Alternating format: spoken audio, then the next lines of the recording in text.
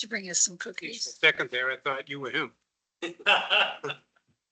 Well, the handsome guy on the screen. Handsome guy on the street. I'm like, wow. Did you bring us cookies? All right, and we are live. Evening, everyone. Welcome to tonight's Board of Health meeting. First thing we'll do is roll call, please. Tom Picker, here. Joyce Gilmore here. Alan Greenberg here. Jack McClellan here. Colleen here. So James all here. Fantastic. Now to next item on the agenda, the Board of Health reorganization. I can step down as the chair while we have this brief discussion.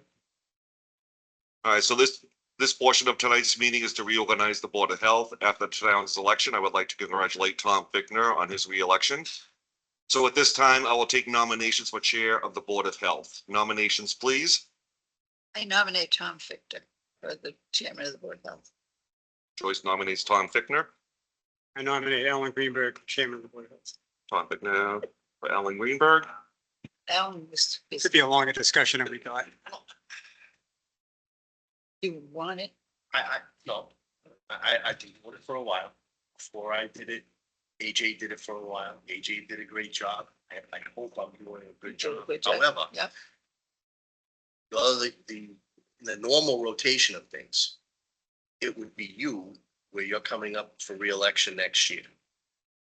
And I don't believe Tom has had an opportunity since I've been on the board to be the chair. I've had an opportunity. I just chosen to not take the position. I think those are my concerns. Yep. Is I want to make sure if you like the opportunity, you have it. And on the other hand, I want to be respectful, Joyce, of the normal process that most boards follow with the rotation of, that 3-year rotation. I mean, I'm the junior member of the board. Well, and I appreciate Joyce's nomination to me. Thank you very much. I would just ask you, Alan, how do you feel about continuing this as chair? I'm proud to be a member of the team. I don't need anything else. I've been fortunate. I haven't had those 2:00 in the morning phone calls with it, I think there's only been one phone call I had from the fire department that had any urgency, most recently. So I've been fortunate. But again, I want to be respectful to the entire team. Well, I'd be very happy if you would like to do it, or happy if you would like to do it. I mean, I think that you would do a good job as well, Thank you.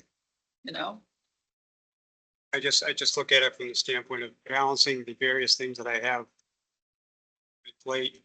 Currently, my work schedule typically involves a lot of meetings. So if you were fine with continuing as chairman, if you felt there was no conflict in terms of work or personal lifestyle, what have you, what you've had to handle, I'd perfectly be fine in continuing in the organizational framework we've been doing. I'm going to continue as long as there's no disrespect. Like all the board members. I would be very pleased if you would do that, because again, I have more boards than brains, and you know how many brains I have. So I'd be happy that So Joyce, you like to nominate Alan Greenberg? I will nominate Alan Greenberg. All right, so we have Alan Greenberg, who has been nominated as the Chair for the Board of Health, and we'll take a vote, please. All in favor? Aye. Congratulations, Chairman Greenberg. To change that. Yeah. No, thank you very much. I appreciate the respect. I wanted to go both ways.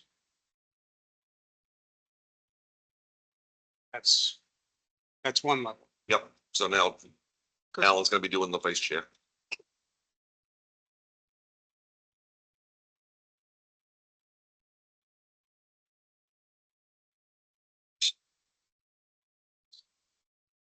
Well, Nominations for vice chair? Okay, so This time, I'll take nominations for vice chair for the health.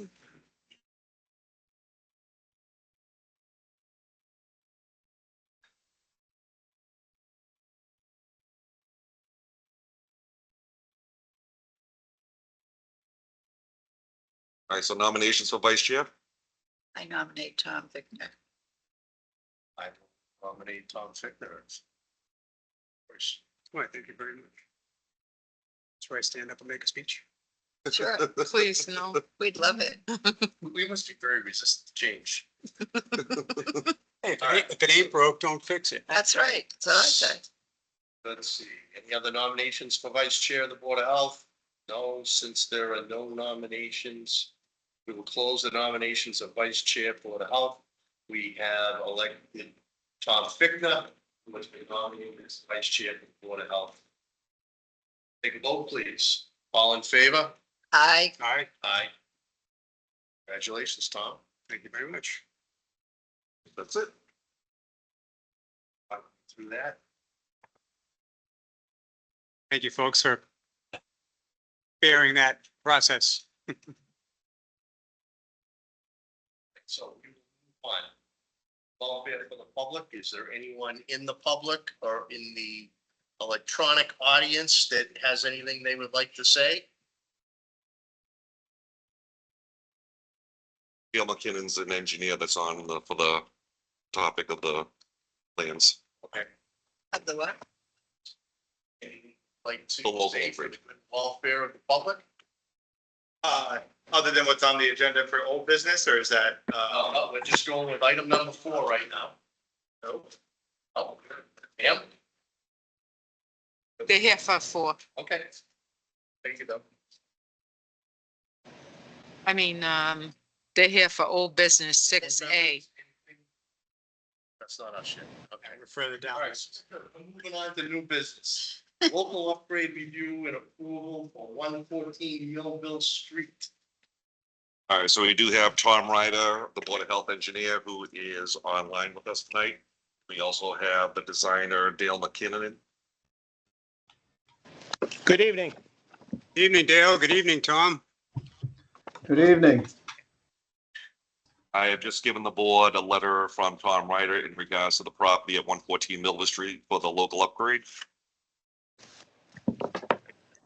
Before we start, folks, I need to make a statement. I have a relationship with Gary Aaron Helmer. I'm their longtime landscape contractor. So if anybody has any opposition to me saying anything regarding this property, I would be more than happy to be quiet. I do not. I think, Alan, you're perfectly able to reasonably Both things. view the situation and vote accordingly. All right? Yes. Thank you. All right, Tom Ryder, do you want to begin? So I reviewed the request on a local upgrade for a few things. One is for relocating the septic system and also for offsets to the proposed private wells. So apparently they're taking this lot and they're doing a subdivision. I'm not sure if the subdivision already took place or whether it's proposed. I didn't see anything on record that has actually occurred. It would be an A&R, if I'm correct on that. While doing so, there's 2 structures that are served by the same well and the same septic system, and I think they're noted as 112 and 114 Millville Street. That's correct. So when they do the subdivision, they're going to take one of the structures offline and build their own septic system and private well. Now, Dale, I guess you can correct me on what the local upgrade is for, but while doing this, they have 3 bedrooms for one of the lots for one of the houses and 1 bedroom for the other. So essentially, the plans look good for a local upgrade, except for this may not be a local upgrade.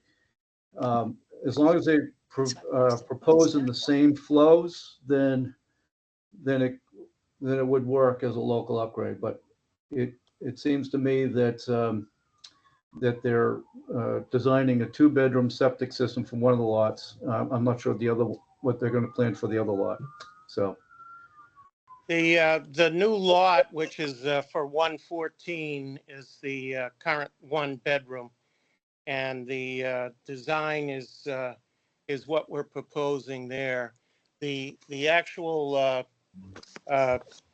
reason for the upgrade is the distance from the proposed well to the proposed system is only 50.2 feet.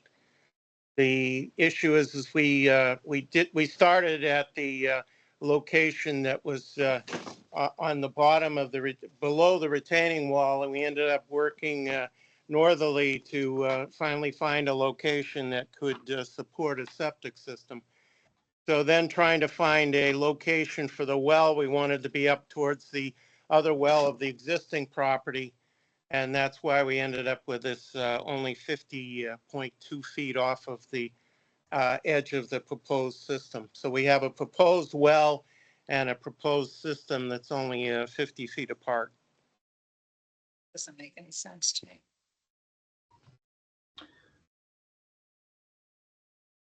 So yeah, so what's happening right now is this lot came up about 4 years ago. At the time,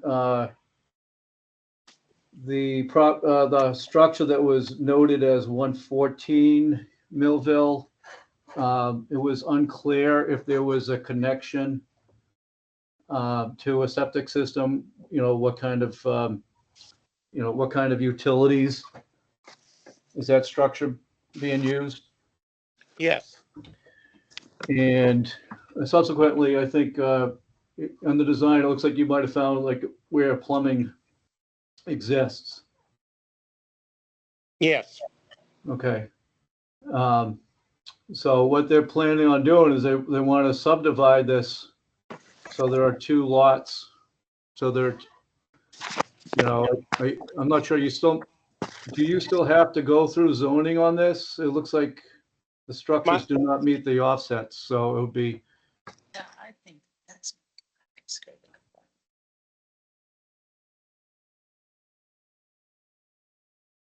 are you doing a tear down? So the intention is to stay with the existing location of the building. So you might not have another step as well to, right? Correct.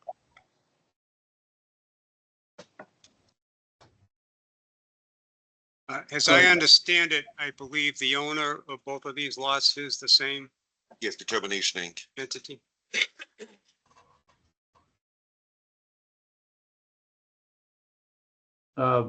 Dale? Yes, I'm Yeah. sorry, I was, Jack had asked me to upgrade the difference in the owner, and we were given the title. I had seen the application as Determination Inc., and then we were asked today to change that by Jack, and we did. And I asked somebody at my office about it, and we were just going back on what Jack had said. So I apologize on not actually knowing this owner applicant. Jack, there was supposedly a question from one of the board members on the ownership, but it is by one ownership. All right, so the way the plans are proposed, it looks like you're keeping the structures in the same location, Yes, and we want So- to provide separate, 2 separate lots for these 2 different buildings.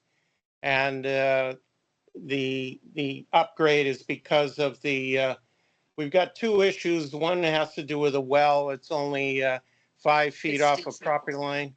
And the other issue is how close it is to the proposed septic system.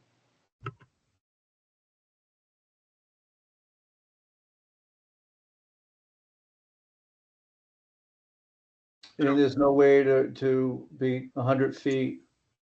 That's correct. As I said, we wanted to use started looking southerly, and then we started moving northerly below that retaining wall, and we ended up where we are to find the soil that we needed to propose the system.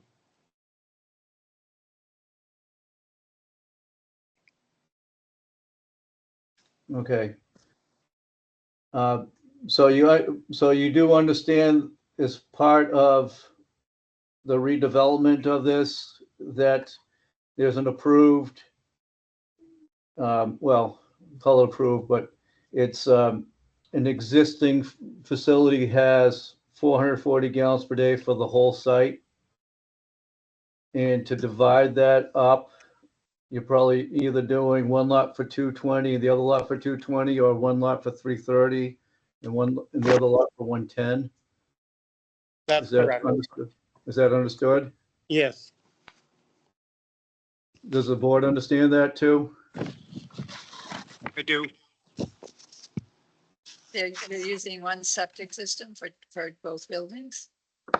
No, we're proposing to take, it's on one right now, and we're proposing a second one to take the one building off of the existing system. So essentially, they want to sell it as two separate parcels in the future. Have the parcels already been subdivided? That's Are my you- understanding, yes. I didn't see anything on record when I went to the registry or the assessor. So All right. this would be, yeah. If it already has two addresses, two separate addresses, 112 and 114, isn't it already separated? I Not don't think necessarily, it could just be proposed addresses. Oh, okay, because that's, if I'm reading this, the property is identified as 112 and 114, according to the assessor, I thought. No, the assessor has not record information of that yet. Okay, So. okay, so that right is- now it's just 114. Yeah, it's always been, has in the past been known as 112/114 Millville Street, but the assessor's records do not show, I believe they do not show a 114 yet. But it's always been known as that. So. The present septic system is gonna remain, did that pass Title V, and what's the design flow for it? Design past flow one- is, for the 220 gallons per day. Well, he's talking about the existing one. Oh, the which is- existing. That's an existing system for it has three bedrooms, a flow to it now, and we're reducing that to two. Okay, and Does it work? that system passed Title V? It did in 2021. But I don't have an up-to-date inspection. I think that we should have an up-to-date inspection, absolutely. Thank you. So that is a requirement before subdivision Okay. for Title V. But JL Darling did the inspection in October 2021. And it passed. So we know if, was this owner in possession of the property at the time of that inspection? I'm sorry? Was this owner, the owner of the property? No, it was just recently sold in December of 2023 to Termination Inc. And there's no current Title V? No. Title V? No, so it would have to be done. I don't think anyone was anybody living in this? Unless it was pumped and no, Since then. no, that's for a new system. Never mind. Go ahead, Tom Ryder. I'm not sure was anybody living in there. I saw people moving out of there today, or they appeared to be moving out of there today, just by chance.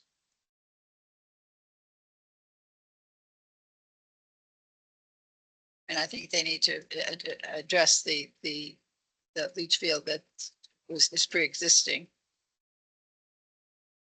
That's my opinion. Not to mention, I don't know, I just feel like the lot should be subdivided first. Right. Exactly. Just, So Dale, do you know this went through the town planner for an A&R?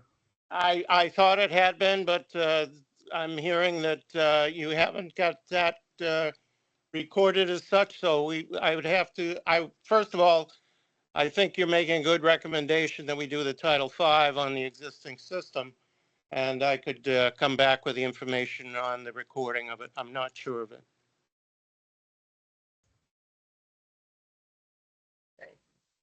All right, so, Come back another day. Tom Ryder, Yes. why don't we just give, this gentleman, this engineer, plan of action? And we can, revisit this at the next available date. Everybody? Yes, so Yes. I think I noted a few things. Number one is, the Title V inspection. And just confirm that it's going through the process for the A&R. So we have two addresses, actual addresses the assessor identifies. I think Jack will probably need that for his records anyways. Yes. The other item too is that because you're going for a local upgrade, you can't make total compliance with Title V. There's going to be some deed restrictions on how to handle the flow for the total site. So I guess it's by choice. You wanted, you have a 2-bedroom design. Septic system, 50 feet. So, away from the well. Are you going to go 2-bedroom restrictions for both lots, or 3-bedroom for one and 2 for the other? It's got to pass a straight face test as far as, if there's going to be a reconstruction, the new owner's got to realize that they're going to be restricted to, less than 9 rooms for a total house and a total bedroom count of whatever it may be, 1 or 2 or 3. I understand what you're saying, and we've got to know exactly what they want, whether it's going to go 3 or 1 or 2 and 2, like you suggested. Yeah. Correct. Okay.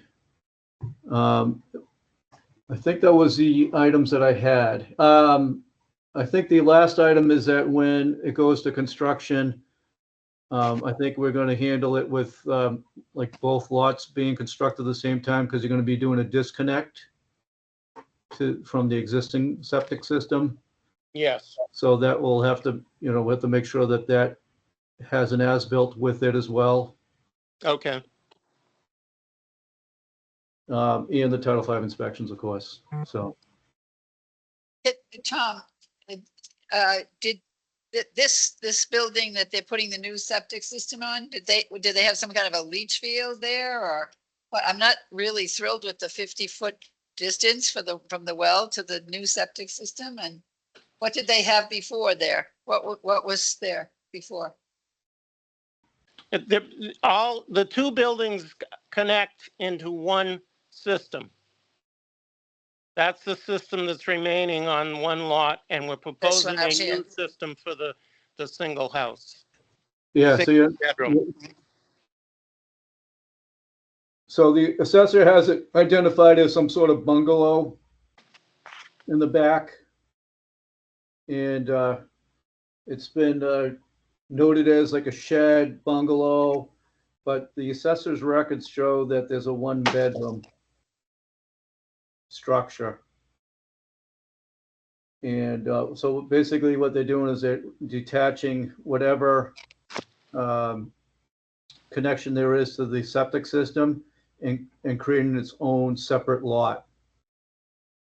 In doing so, I think they're looking to add a new well for this lot and add a new septic system. That is true. So I think as an alternative, they could look at doing shared system. And we haven't really discussed that, Dale. No. So I'm not sure what, how realistic that is. Have you looked at that? Well, it's the first thought I had and the client was against it. Okay. What if they condominiumize it?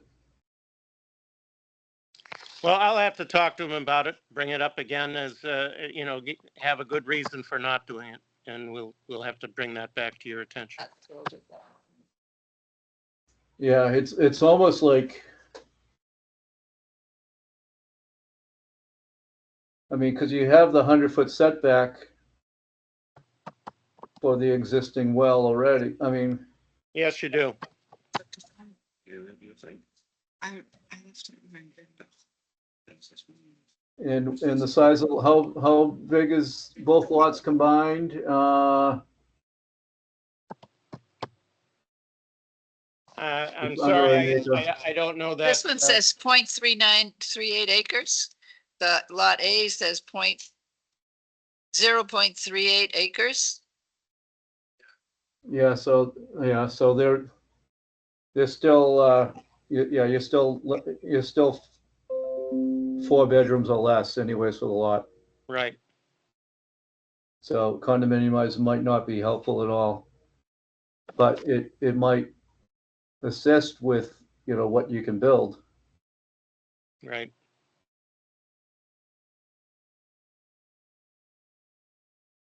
Okay. All right, I mean, I'm hearing also, so the board is also concerned about the proximity to the well. So what can we do for that? The system's size for 2-bedroom.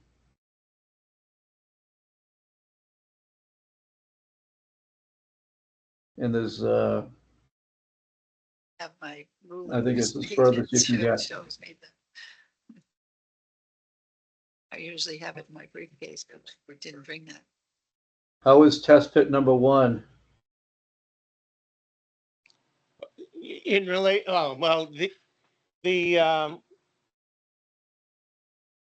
I mean, there's no difference really between 1 and 2. You're thinking of moving it down further. I think the reason is we had concerns of ledge, and that's why we put it up higher in that area. Okay. I think as I said, we were moving northerly and finally got out of the ledge at 1, and then we went further to the west, and that's where we found 2, and that's why we located it over 2, because it got us further away from the ledge. Yeah, safer. Okay. What about, so that retaining wall, is that a retaining wall where you're showing the stone hatching? Or is that outcrop? No, that is a stone wall. Okay. So it looks like you're removing it? Well, we got the grades going up to it. They're probably in a situation where it should have been cut off at the wall, and the draftsman drew it through the wall by mistake. Okay.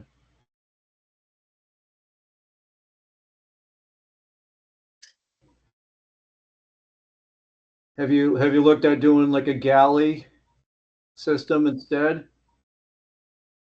We had considered a different type, but we thought this would be the best for this location, because we had considered doing Caltex and had considered there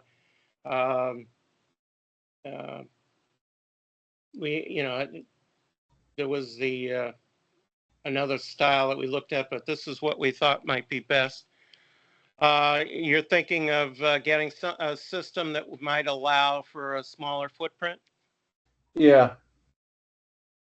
And further away, yeah. So it's kind of tight. It's Yeah. kind of, I mean, the plan doesn't really, I can imagine it actually on the ground being more surgical than it's shown on the plan, you Right. know? Yeah. Okay. All right, does the board have any more questions on this? I think he's got some direction to go in right now. I think they want you to also indicate regarding the proximity of the well on what we can do to, it's up gradient of the system, which is Right. better.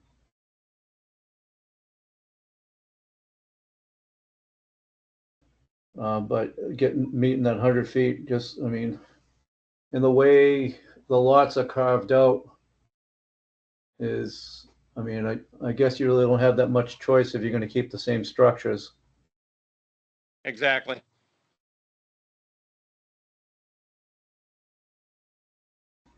Okay. All right, I think I've got the information I need to go back. When can we come back?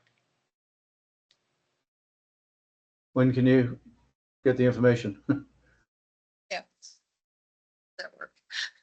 I mean, we can turn this around in a week, but I don't know when your next meeting is. We meet every 2 weeks. Okay. So can I have can I come back in 2 weeks is my question, I guess. If you have all the information and Right. particulars have been forwarded to Tom Ryder Yeah, prior how to the much meeting. time, how much time do you need, Tom, between, we get it in the next meeting then? Well, I can work with Jack on this. He's got to set the agenda, and you typically need how many days, Jack? Like 3 or 4 days before the meeting. Correct. So Jack, I'm sorry, I'd be sending it back to Jack. I don't know if I would send it directly to Tom or if you would send that on to Tom, Jack.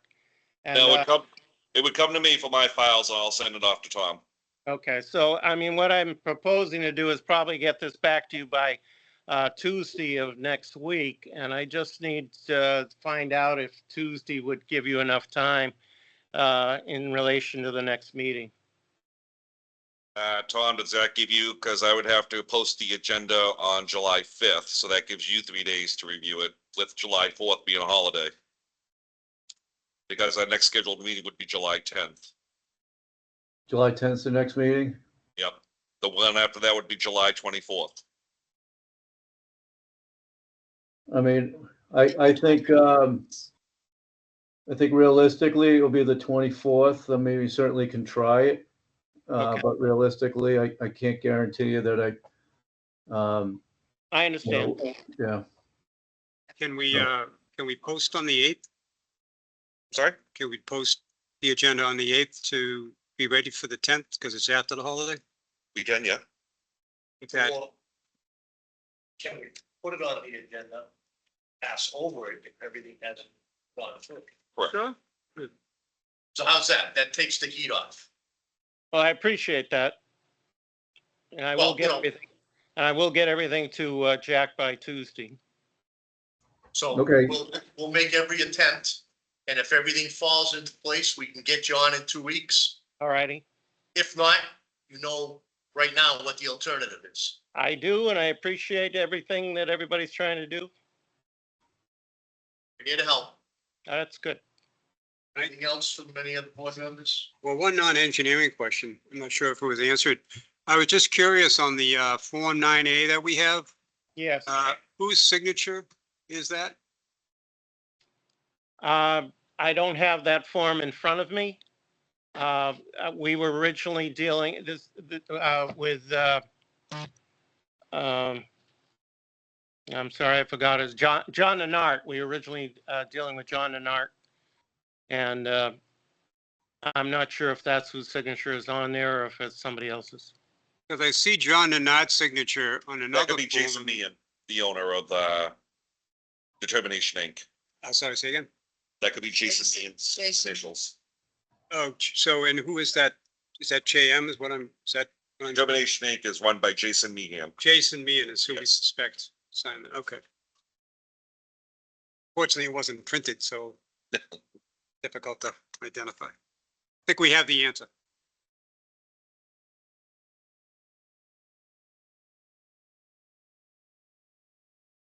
Okay, I guess we're all set then. Very much for your time, both of you. Thank you. Thank you, gentlemen. Okay. You want me to stay on? Tom, you are a free man. What about the, Thank you very much. Yeah, you're free, Tom. All right, was there like a question on blasting or something? I thought I saw. Oh, Did you have time to review Colleen's email?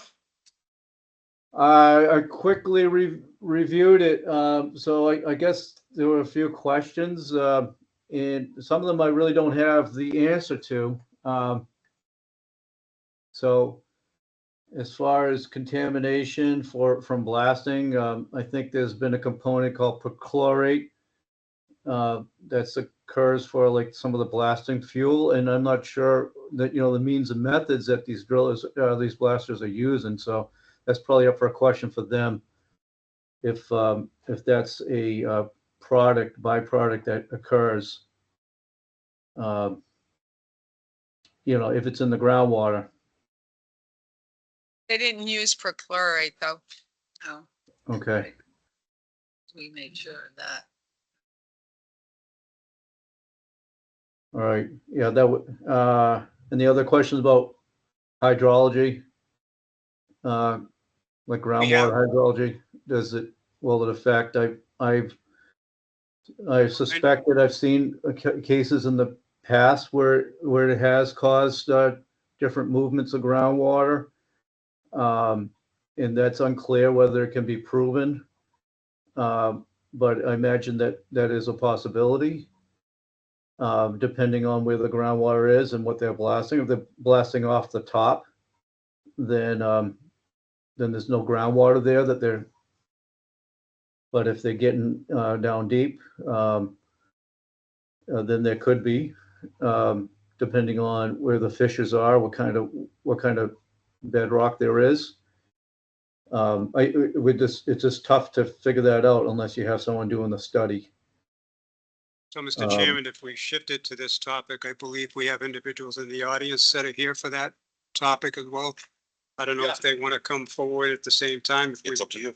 We also have the people here for 147 for new business. Okay. Well,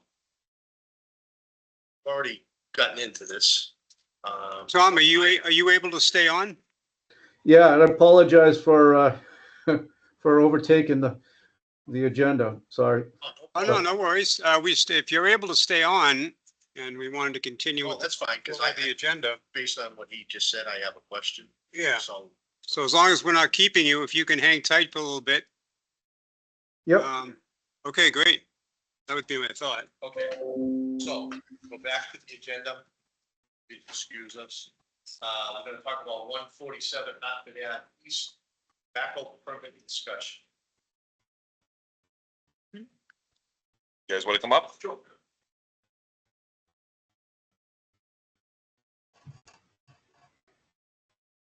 Ladies and gentlemen. Good to see you, gentlemen. Yeah, Harry Onesian, Dave David Bertazzi. I remember the first name. I totally forgot the last name. He's just being a joker. So I'll just say, Mr. Chairman, I know when the gentleman came before us at the last meeting, we did not have our colleague Joyce in attendance at the time. So I didn't know if we needed to revisit it. Joyce has kind of had an opportunity to kind of be up to speed where we last were with the discussions with them.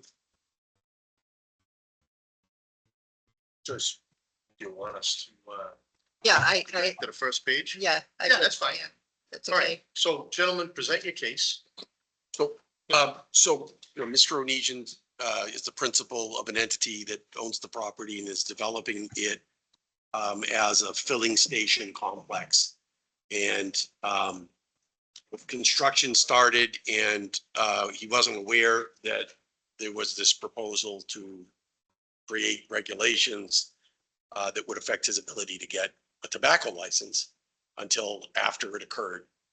And he found himself afoul of the 1,000-foot setback.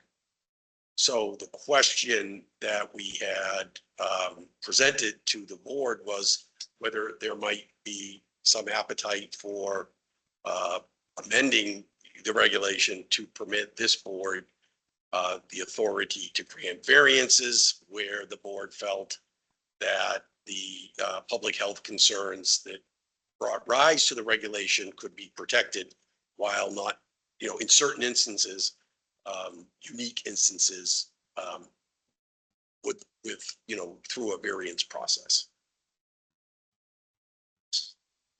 The new station, yeah, They built right, up by yep, that, yep, Right on the yep. amended Hopedale yep, intersection. right.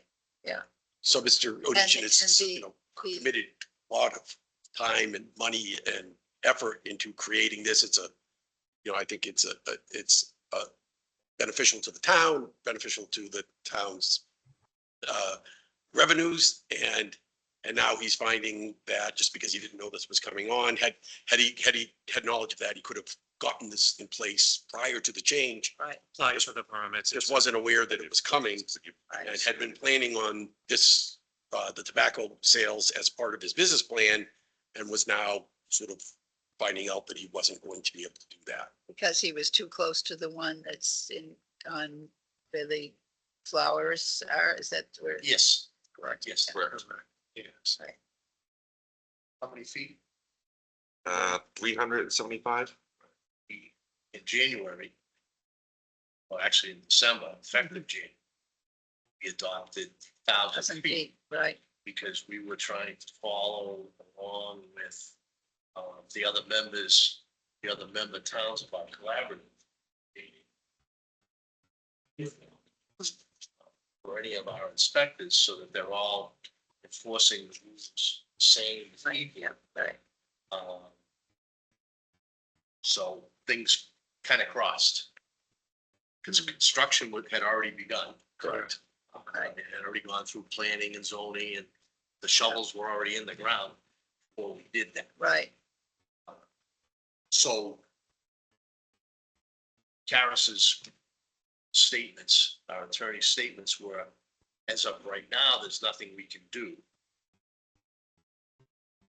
until we had something in our regulations right. that allowed us the opportunity, if it came up, to waive it. Do I understand that correctly? Right. Correct. That's how. Now it's something that you would do on a case by case basis. It's Right. not something that every time someone comes in, Right, you would be Right. compelled to, Right. to grant a variance. It would just give you a tool whereby you could address situations where the board felt, again, that the public health concerns could be adequately addressed.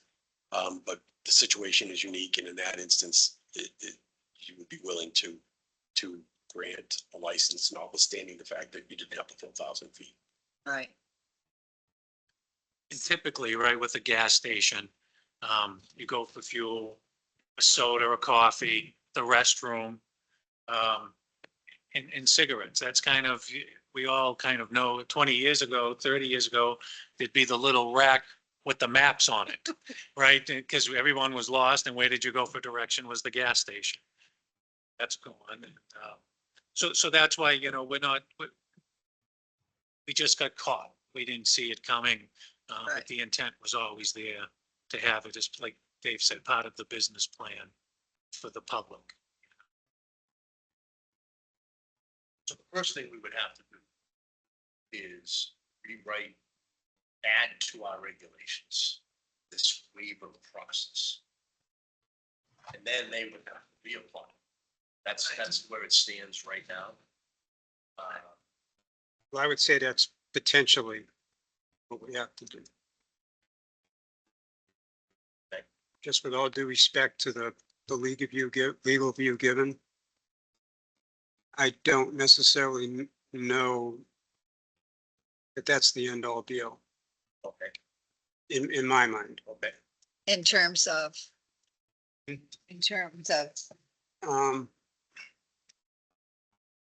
Well,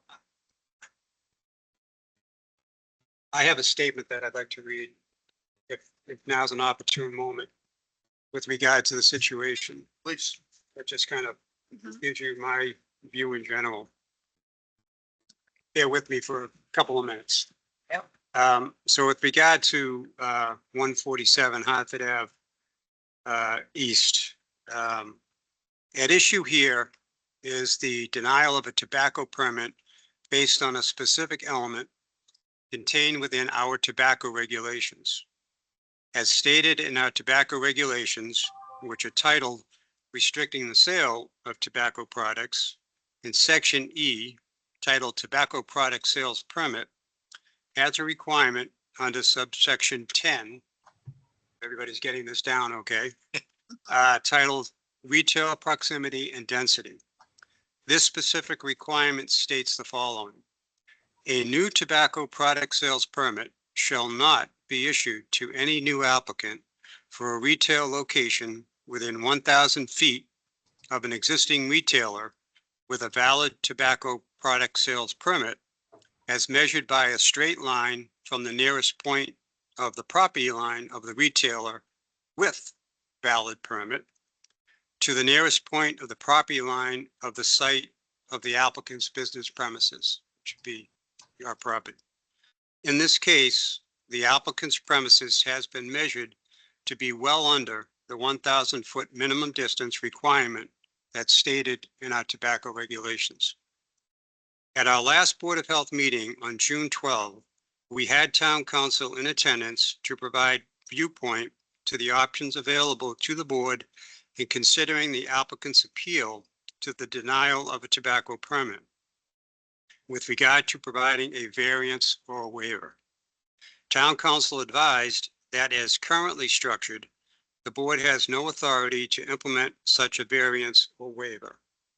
Town council also advised that waiver language would need to first be incorporated into our tobacco regulations for the board to consider making any allowance to any aspect of tobacco regulations.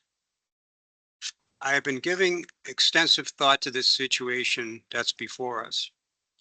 I could sit here and say that this distance requirement is part of our tobacco regulation and as such needs to be followed, and I'd be right. I could sit here and say that town council has provided a legal view that the board has no current authority to rule against any provision of our tobacco regulations. And again, I would be right. However, being right does not always equal being fair. This applicant presented his project to the town of Mendon as early as November 2022, at a time when this distance requirement was not part of the tobacco regulations. This distance requirement went into effect January 1, 2024. Site plans were presented to the planning board in November 2022. In turn, the planning board provided site plans to the highway department, the fire department, the police department, Conservation Commission, and the Board of Health on November 8, 2022, asking for these departments to review the attached plans and respond to the planning board with comments by November 23rd. Upon review, there was no commentary that this board provided. And there may just not have been any commentary needed. From a BOH perspective, this tells me that we were made aware of this proposed project, which identifies the building of a convenience store and a gas station. When I think of the rule of law, I think of two aspects, the written law and the spirit of the law. From my perspective, the denial of this tobacco permit based on the written law is correct. From my perspective, the denial of this tobacco permit based on the spirit of the law is not correct, and more importantly, not fair. From my perspective, the inclusion of this distance requirement was to inform any new business established as of January 1, 2024, that was looking to sell tobacco, that they needed to be situated at least 1,000 feet from an existing business with a valid tobacco permit. From my perspective, it was not my intent to change the business plan of a business already approved by the planning board in 2023, a business that moved forward under a tobacco regulation that did not include a distance restriction, a business that many town departments were well aware was looking to establish themselves in the town of Mendon. Personally, I was aware of this business being established back in 2023, I drove past this property hundreds of times. I knew it would be a convenience store, expecting to sell all the staple items of a convenience store. Food, coffee, soft drinks, lottery tickets, and yes, tobacco products. For the record, personally, I am not a proponent of tobacco products, as I understand the health risks and concerns. However, I failed to implement proper due diligence as a Board of Health member to consider the impact the Board of Health would have on this business with respect to the updates we were actively reviewing related to tobacco regulations. If I had shown a proper level of due diligence, this business would have been factored in to previous Board of Health discussions about communicating to our businesses involved in tobacco sales, communicating to them not only the current tobacco regulations as an educational component, but to make them aware of the proposed new updates to our tobacco regulations being considered. In this specific situation, given the specifics of timelines involved, and given the amount or given the awareness that the Board of Health was given regarding this business well in advance of the new tobacco guidelines being adopted, I believe it would not only be fair, but justified for the board to correct what I believe to be an unintended consequence of this requirement defined in our tobacco regulations. That's my, Thank you, Tom. Well written. But it thought you put in. Joyce, any?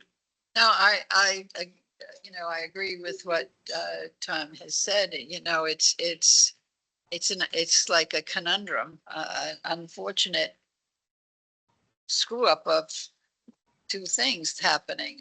And again, have to make a confession.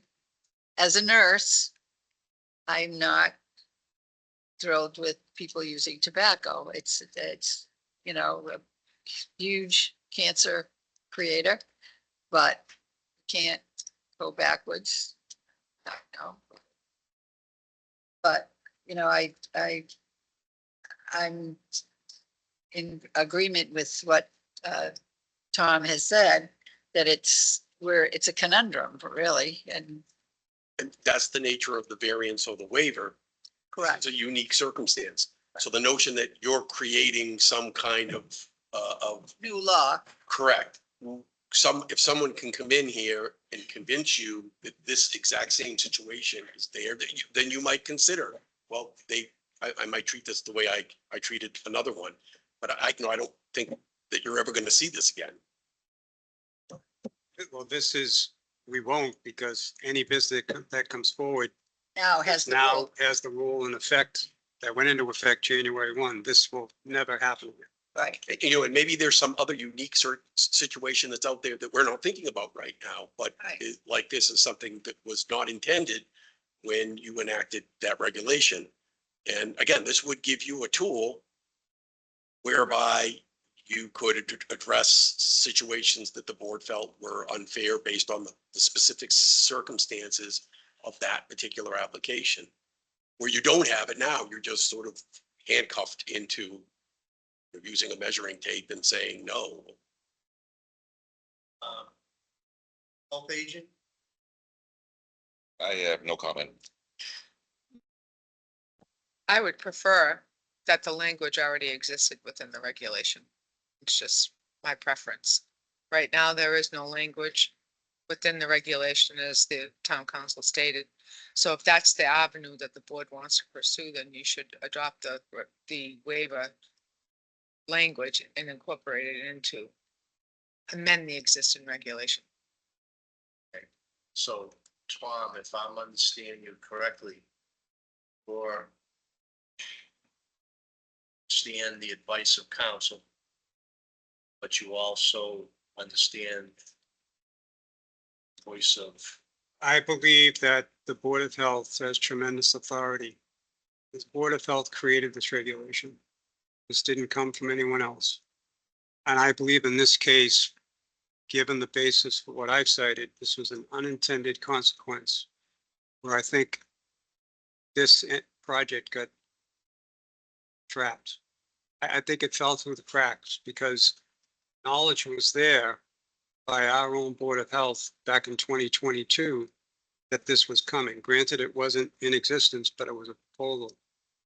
And one of the things I found that in the processes that we have currently in our system, we don't have enough of a mechanism that breaks down commercial.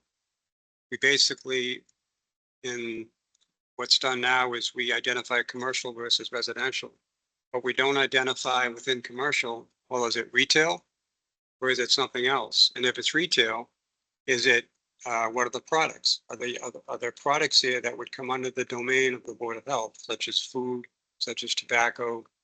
Granted, septic and well are always a standard item, but so those, having knowledge of those things, the mechanisms weren't there in place. And I honestly feel that this is a situation that's completely unintended. And I know it wasn't my intent to apply this distance in this manner. My intent was somebody new coming to the town of Mendon after January 1 and saying, hey, I want to do business in Mendon. I want to sell tobacco. What are the rules? So what are you exactly proposing?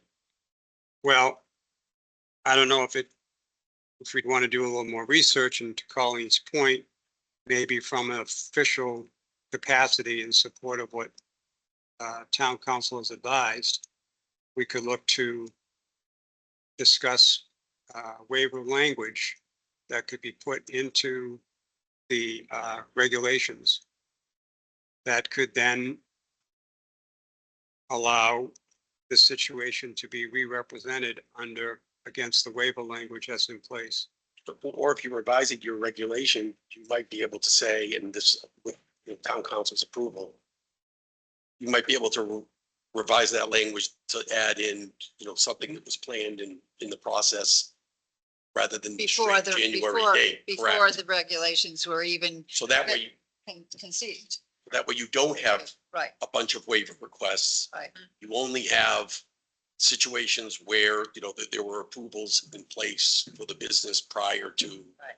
the January 1 date. So you won't be seeing a bunch of people coming in here asking you to make changes and exceptions. It would only be this exact situation that you're talking about where, there were approvals. It was pre-existing, it was a Correct. pre-existing situation that was already, yes, right. So rather than tying it directly to, when the place opens, tie it to, it was in the application process as of January 1st. Right.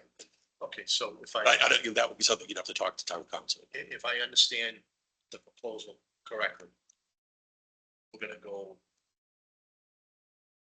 have more discussion on this, and we're gonna go back to town council.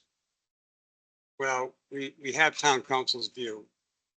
I personally, I don't know, I could be wrong, but I personally believe that given the circumstances presented, reasonable, sensible solution in this instance only, based on the guidelines outlined, that this board can simply approve the permit and make a notation as to how the permit and why the permit was approved.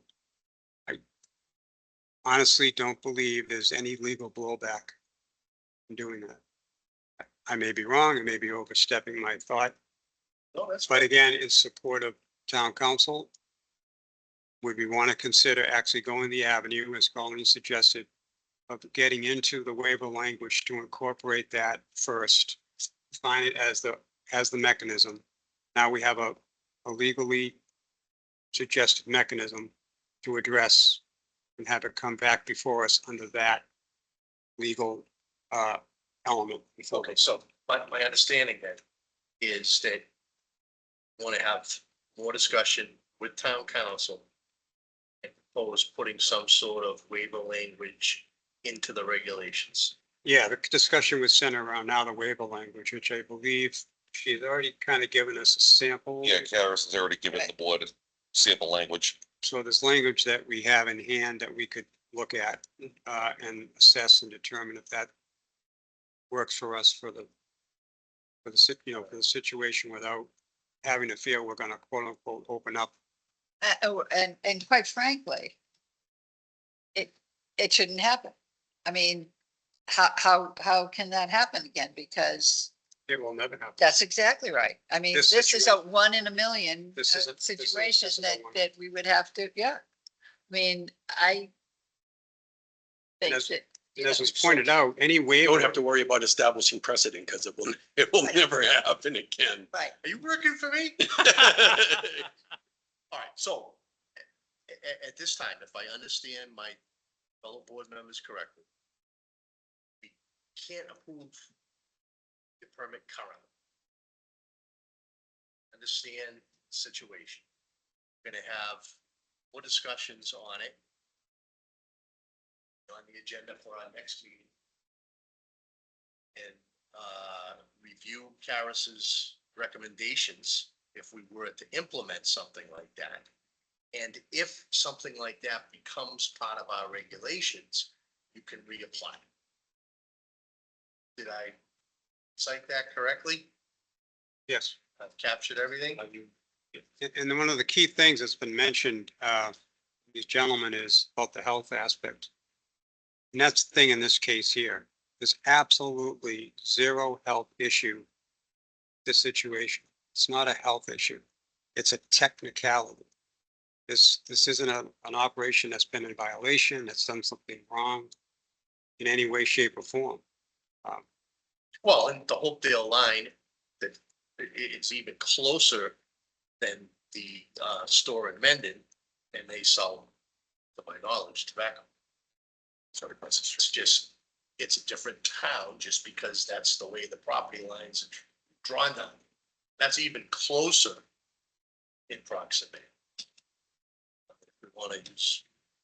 Well, point being is that we're not debating or assessing a health issue. Talk about the permit for Oakdale being in conjunction with our regulations. That has nothing to do with Well, our. I agree, All but right. Right, as yeah. far as the health issue part of it, if they don't buy them at your place, there's two other places within three Right hundred and across the fifty feet. street. Yeah. That they can get the same product. So Right. we're not enhancing or taking away from the potential. And what I mean by health issue is that the core issue at hand in this situation has nothing to do with health Right, at all. Nothing. exactly, Right. exactly. Right? It's a technicality in Right. my view. It's a, Yeah. it's a fell through the crack type of a situation, to be honest. So that's where we're at, gentlemen.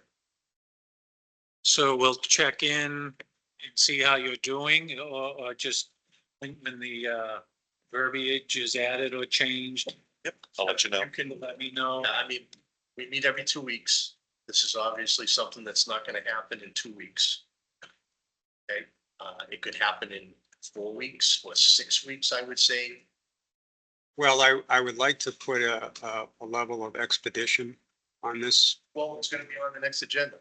Right. because I think this process that we're trying to follow to stay in line with legal, we're trying to correct, in my view, trying to correct a wrong. And I believe that deserves our attention. Yeah, no, I mean, the best we can do is put it on our agenda for our next meeting. For discussion, if you and Joyce feel as though you want town council there, we can have town council there to be part of the discussion versus us discussing it and then Oh, sure. going to her. Right, so provided she can make the meeting, she can be part of the conversation. And even in between meetings, communications take place between us and council Mhm. on issues, so. Yeah, she already sent some of her verbiage, correct, along, so, We would certainly appreciate it. yeah. So, you know, I would say feel free after the next 2 weeks and 1 day. Jump and chat and see how things went, or they're welcome to come to the meeting and review the meeting online. Whatever is most convenient. For you gentlemen. Wonderful. Tom, I want to thank you, and I did want to applaud after your speech because it was so well, no, I'm not. It was on point, it was from your heart, and I saw that, and I appreciate that. That's all. I just. Part of the team. He's the new vice chairman. Yeah. No, just part of the team. We were here for the swearing in. We saw that. Oh, wonderful, wonderful. Thank you so much. No, you're very welcome. Okay, so. That last thing? Back to blasting. All right, so we're gonna run down to, agenda item number 6, old business, blasting concerns, 45, 49, Uxbridge Road, well water discussion. Folks, please join us. Apologize. Try to cover all the bases as fast as we can without getting someone's opinion. All right, if you could just state your names and the address for the record, please. Catherine Hackinson, 25 Washington Street. Andrew Bruckner, 56 Uxbridge Road. Kathy's my mother-in-law, and that's been, that's why she has interest in the property, yeah. I'm the mother-in-law, so he, Tom yeah, Hackins. Tom Hackins, yes. He's the one that's living across from the project. Right, but I just, you're not too far from another project. Oh, yes. That's why I was putting it together in my head. All right. We still have Tom Ryder on the line. So, Tom, Tom Ryder, if you want to start over again with your hydrology class, we would greatly appreciate that. And my only question I had for you, as you were talking previously, what's the definition of deep blasting versus shallow blasting? Well, I was not really familiar with the site that they were referencing. I just went online to take a look. And I'm not sure of the project either, what's going on. So I would say like if they needed to, if they just needed to chip some outcrop rock that's above the normal grade and bring it down, I would consider that not to be a deep blast. You know, it would be something that'd be above groundwater table typically. But anything like you're going into the ground and deeper to install basements and foundations and such, then perhaps that's a bit deeper. But it still has to deal with like what's the site's characteristics, and I still don't know, and I think that would have to be determined. It's about like 3 to 5 feet deep of blasting. The characteristics of the site, it's directly across the street from a lot of us being impacted. It's higher elevation. A lot of the water is flowing down to us directly to my well water. And I understand like groundwater is way below all of that. But to the point that you made before, that like blasting the seismic activity and disrupting regular fissures or moving or, making fissures change, I think is what the biggest, thought we had here. I think just going back to what our asks were, or at least my asks were, was that the planning board never kind of discussed the post-blasting analysis of our well water. The Conservation Commission said that something had to be done post, and then an arbitrary 45 days was selected from that. But kind of to the point that you made, Tom, was that you don't know a couple things, right? The most important things. You don't know how quickly the groundwater can change and travel. You don't know how much is impacted by the blasting without doing some sort of testing to look at groundwater changes. So without knowing like 2 key components, how can you come up with some arbitrary number to say this is the time point that, we're going to check it? If at this point everything's good, no concerns. It just doesn't feel right. And there is like a point that you made, Vice Chairman. You said the previous case didn't have like public health concerns. Like this does. Like there's nitrates that could be getting into the water that could be impacting our health of our community. And all I'm asking is that us as the abutters don't have to front the costs of doing these tests. They're spending tens of millions of dollars to do this. We're asking them to spend $300 per well to do testing for us at a interval of 1, 3, 6, 12 months. Spend $1,200 per site. seems reasonable. Can I just add to I that? agree, I agree with that. I mean, I did a lot of research when we were here before. I went and I called up people that, and I did a lot of things, and that's one of the things that they recommended is, it's not, okay, 45 days later, bing, and that makes you clear. Not so much, folks, not so much. So I agree with that. I think that that's very important to have some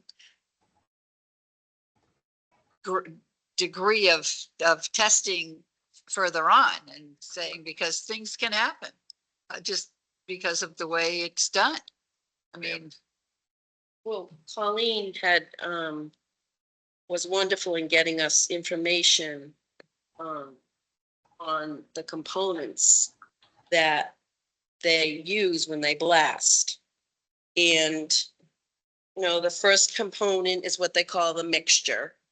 So basically, the two main parts of that mixture are ammonium nitrate and sodium nitrate. So again, on each of these components, there's a safety data sheets, and they range anywhere from 10 to 15 pages. I just printed off this one, but in each of these data sheets, there's a section 12 called ecological information. Okay, on the first component, which is the mixture, it says avoid release to the environment. Readily biodegradable in water. So if it, which means you don't want nitrates going into water. And so that was just the first part of it. Number two was, number two was the cast boosters, and there wasn't really anything on that. Number three, they called the shock tube, which under the ecological information, they classify that a water hazard class 1, which it said slightly hazardous to water. The last two, which are the detonators and the non-electric delay detonator, my concern was raised because in each of those, it said they contain lead and lead diazide, if I'm saying it correctly, and orange lead.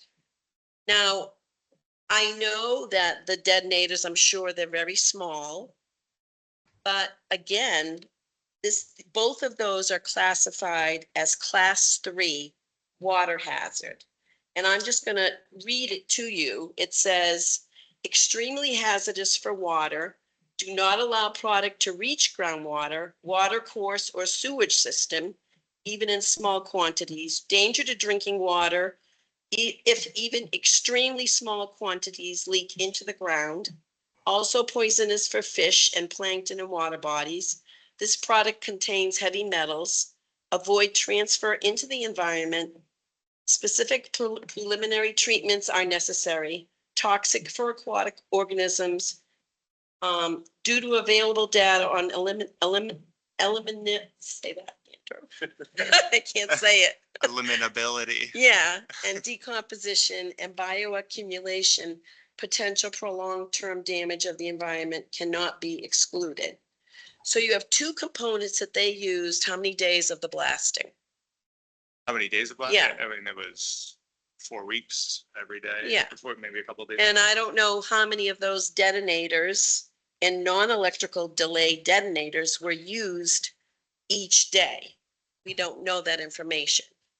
So even to them, they're saying it's a very, very small quantity, but here in the safety data sheets, it's saying absolutely no amount should be released. So we have major concerns. Those particles, when they're blown, are floating into the air. You know that there's a stream that's probably 50 to 60 feet from the where they're blasting. Definitely with big drainage pipes. We know that pipe from the testing that the conservation, or I believe it was the conservation committee, hired a company to come in. They put very, very tiny drops of dye into that stream, and it definitely went under the road, Route 16, and came out onto Karen Balian's property and into the lake within an hour that occurred. How long was that test? 3 weeks ago? 3 weeks ago? No, it happened, the testing was done before they started blasting. The dye test? Yeah. So, Yeah, okay, so. it was a probably month. mid-May when they Yeah. did that. So, But that's like, that was like part of the runoff testing to like see where the water's traveling, but surface water travel yeah, and storm water, That but was done by conservation. yeah, and I believe someone told me that somehow now they've diverted the pipes so that it's not going into that stream, but I don't know for sure. We were never definitely told anything about that. That just I happened to come upon. So 1 hour. Where they put the chocolates in to reach the. definitely, Okay, no, Yeah. I want to make sure that. Yeah. I understand what you're telling me. so I guess our concern is that, I mean, like, we're kind of working at two avenues, right? Like, this is the Board of Health, so we want to talk about the wells, and then the Conservation Commission Yeah. will talk about that. go ahead. Yeah. Well, So- I'm concerned about the lake, so. What's that? This is a concern Oh, about yeah, the lake. absolutely. Yeah, I'm just trying to know the audience, and try and stick into what jurisdiction, every group has. But yeah, I mean, we're happy to talk about anything about the blasting, but just wanted to make sure we're speaking about the right things at this. So based upon everything that Kathy just relayed, and see what Tom has to say. Tom, comments? So I'm trying to understand what this project is about. I'm online right here and taking a look, and is this for like a parking lot? Yes, That's what I was told. However, they're not just taking the top off an outcropping because the change in elevation from Route 16, if you were to call Route 16 0, the change in elevation is tens and tens of feet. So I can't say they're going into the ground water, but they're not just taking the cap off, in my layperson's opinion. Because of the drastic change in elevation from Route 16 all the way up the hill to the cell tower. There's a lot of elevation change. So I don't know how that affects groundwater. Yeah, so I'm looking at something from 2019, and it's like there's those plans prepared for to create an access road for the back portion of the property and a parking lot and drainage. And the drainage system should be at least 2 feet above the groundwater table if they're doing infiltration. If they're not doing infiltration, then they're probably even deeper for the drain pipes where they're connecting. We just don't have any plan. Okay, I'm gonna shift with Colleen for one moment. Colleen, you had a meeting scheduled after our last meeting. mm-hmm. How did that meeting go? We met with Sean Vannon, Sean Reardon. who's the And- project manager. Yep, For. Tetra Sure. yep, Okay. yep. And the Conservation Commission was there. We expressed all the concerns, and that's when we received that information that I sent to you, guys.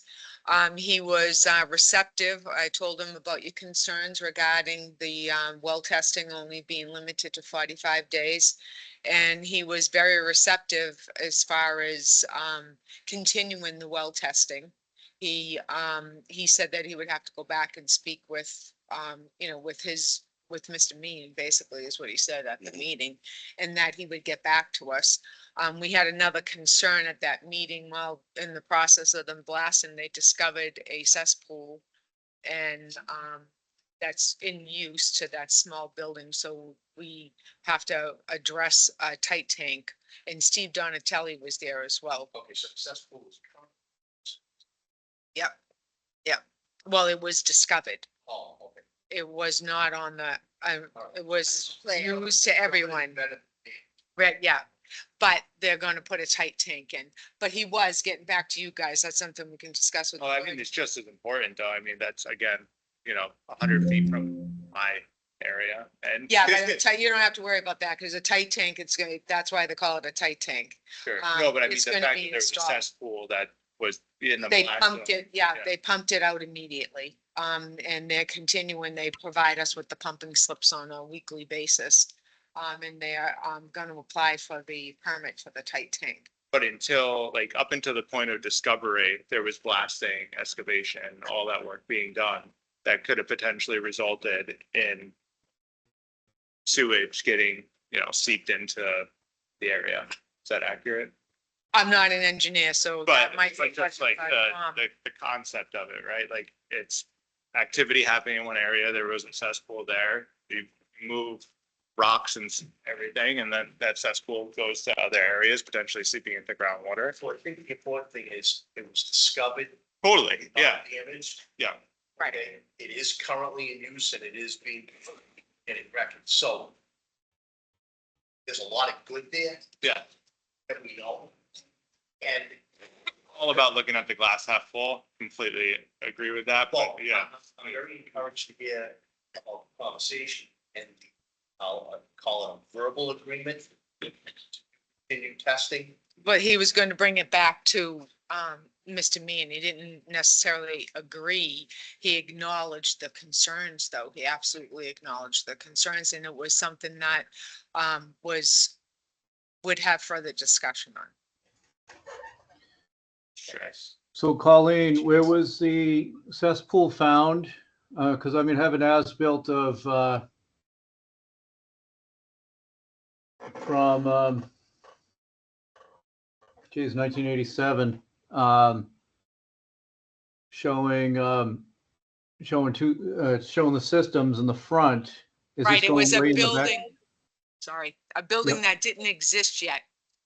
And had since been constructed, and it was for a small garage. It's that building on the left-hand side, well, doesn't mean anything to you, on the left-hand side up in the back.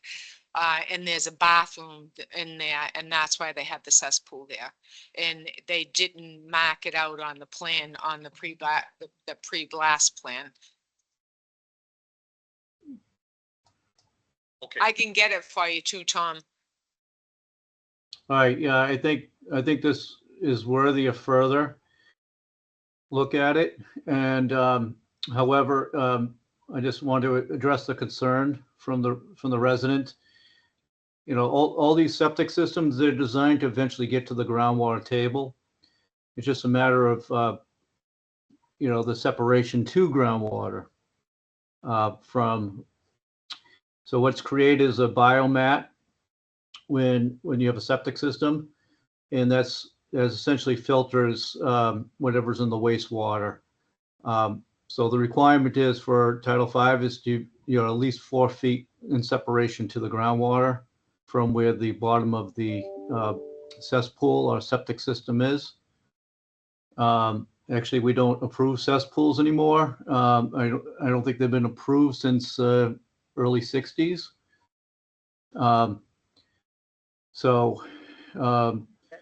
Studies have shown that if you have at least 2 feet of separation, it does treat the wastewater adequate for a resident structure. But eventually, yes, it does get to the groundwater, but it should be filtered through the biomat. As far as the chemicals, that's a different story. If it goes in the groundwater table, I would not expect a migration in these type of soils to be very quick to go to the lake. These are like measured in inches per day, not in feet per day, as far as the travel time for water.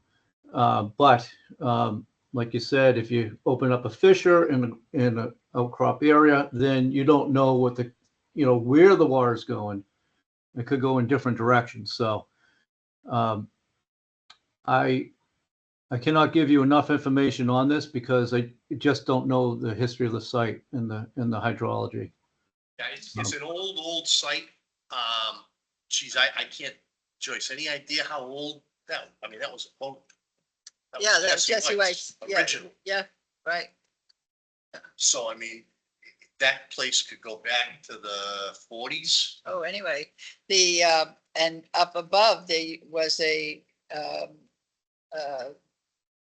used to be a swimming pool there, where the kids would go up and learn swimming and do different things. There was, Didn't know that. yeah, way back, there was, Yeah, yeah, it was, that's on the floor. right, because my kids were little, Right. yeah, So it's a very old property. It was owned Right. by a Mendon family that had been around here for a long time. right, So it could very well go back, in my knowledge, to, I'm gonna say the forties. I don't think I'd be off by too much. Because I remember it in the sixties, the boats in it. right.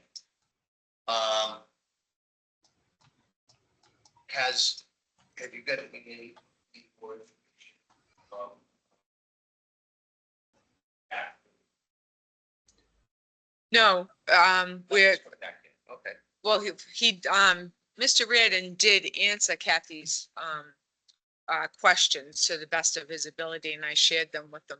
I haven't discussed the, well testing, again with him. We were actually concentrating on getting that tight tank, permitted and installed, but I have not forgotten about it. So it's, at this point, am I safe to say it's in process? I think it's, sorry for jumping in here, but asking Mr. Meehan, oh, do you want to do additional testing? I don't know if that is appropriate. Like, as the Board of Health, I feel like you all should make a best decision for your community members, to say, hey, you, Mr. Meehan, should be doing this in order for us to protect Right. our community. It shouldn't be his, oh, I'm gonna do what's best for my butters here, because I don't think he will. But you guys would. The first thing we do when we have any type of situation is try to have a two-sided means of communication going back and forth. So that's what we've started. And we've always found to get good results from having some back and forth conversation going on. We can't be educated everything that we have to deal with. It takes a lot of time to experience every situation. And we're fortunate, we have board members that have been here for a long time. And Tom, you've got to be on your fourth term, This is 2012. all right? And Joyce has been on the board and off the board. Worked for a civil engineer from the lake. I'm in my maybe third term, but we haven't seen everything. So this is something that, we need to educate ourselves along the way. So I guess, we don't start off by demanding something because we don't have the education necessarily to make that demand in every situation that come across. Well, the other aspect of that is too, not necessarily the education, but the actual authority The rules. to make a demand. That's also potentially a point of contention. First thing that came into my mind when you were talking about this was, are we now talking about blasting regulations? And I've gone down that path. I've gone down the blasting regulations, spoke to the fire department. They said it's outside of their scope. I spoke to the DEP about this, both with, try to, go down that path. A lot of their regs are within like city water and, not talking about groundwater and specifically well water. They deferred to the local Board of Health to discuss regarding this. So I've tried every pathway to get this remedied. I've been working on it for 3 months. And that's kind of why we're back here and just frustrated. If I understand correctly, want to see more testing. You don't want Yeah. to see 45 days and all done. And that's the conversation that we initiated. I can't tell you how long it's gonna take, but I think we understand that.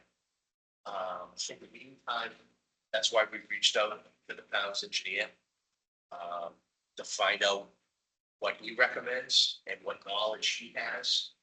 I'm trying to think who else.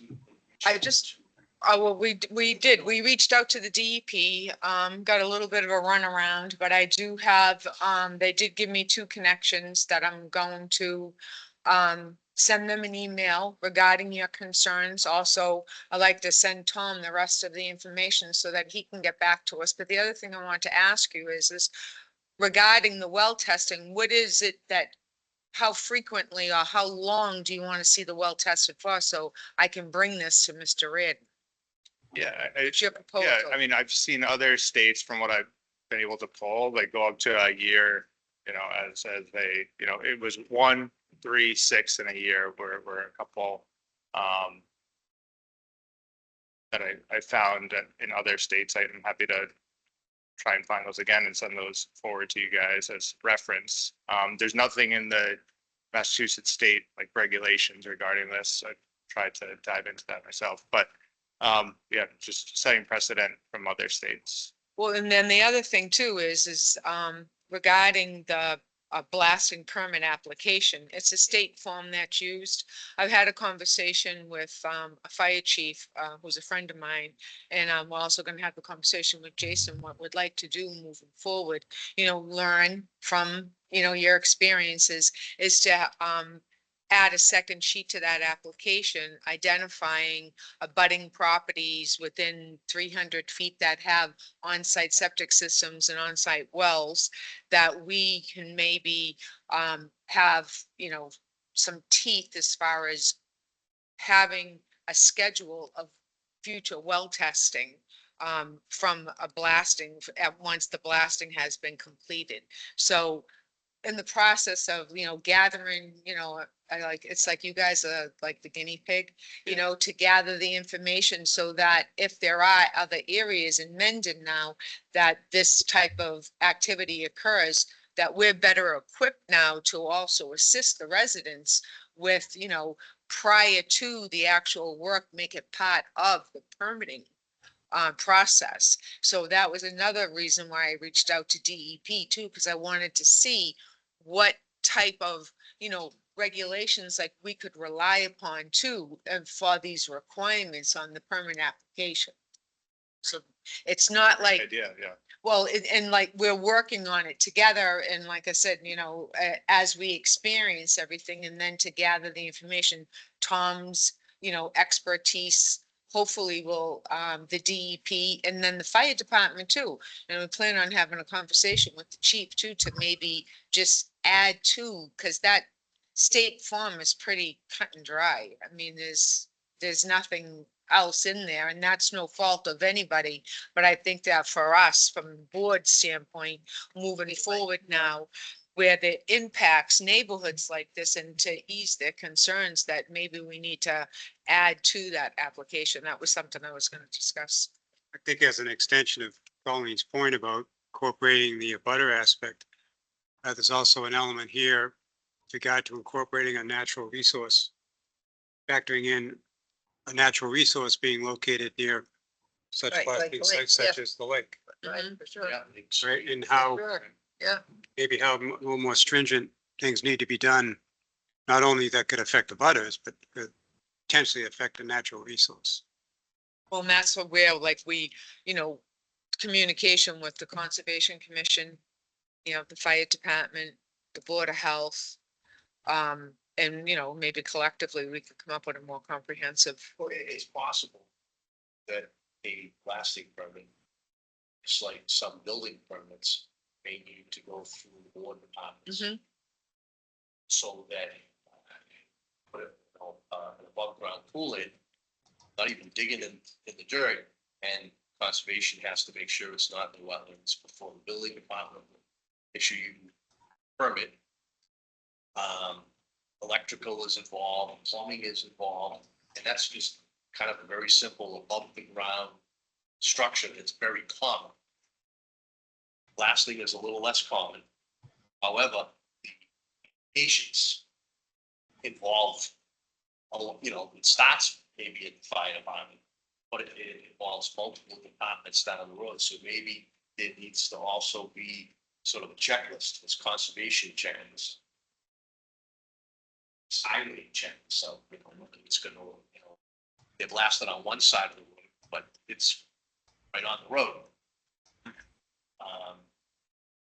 Well, So that's if a we very put it good through, start. yeah, we put it through OpenGov, then Yeah. it will hit the different departments.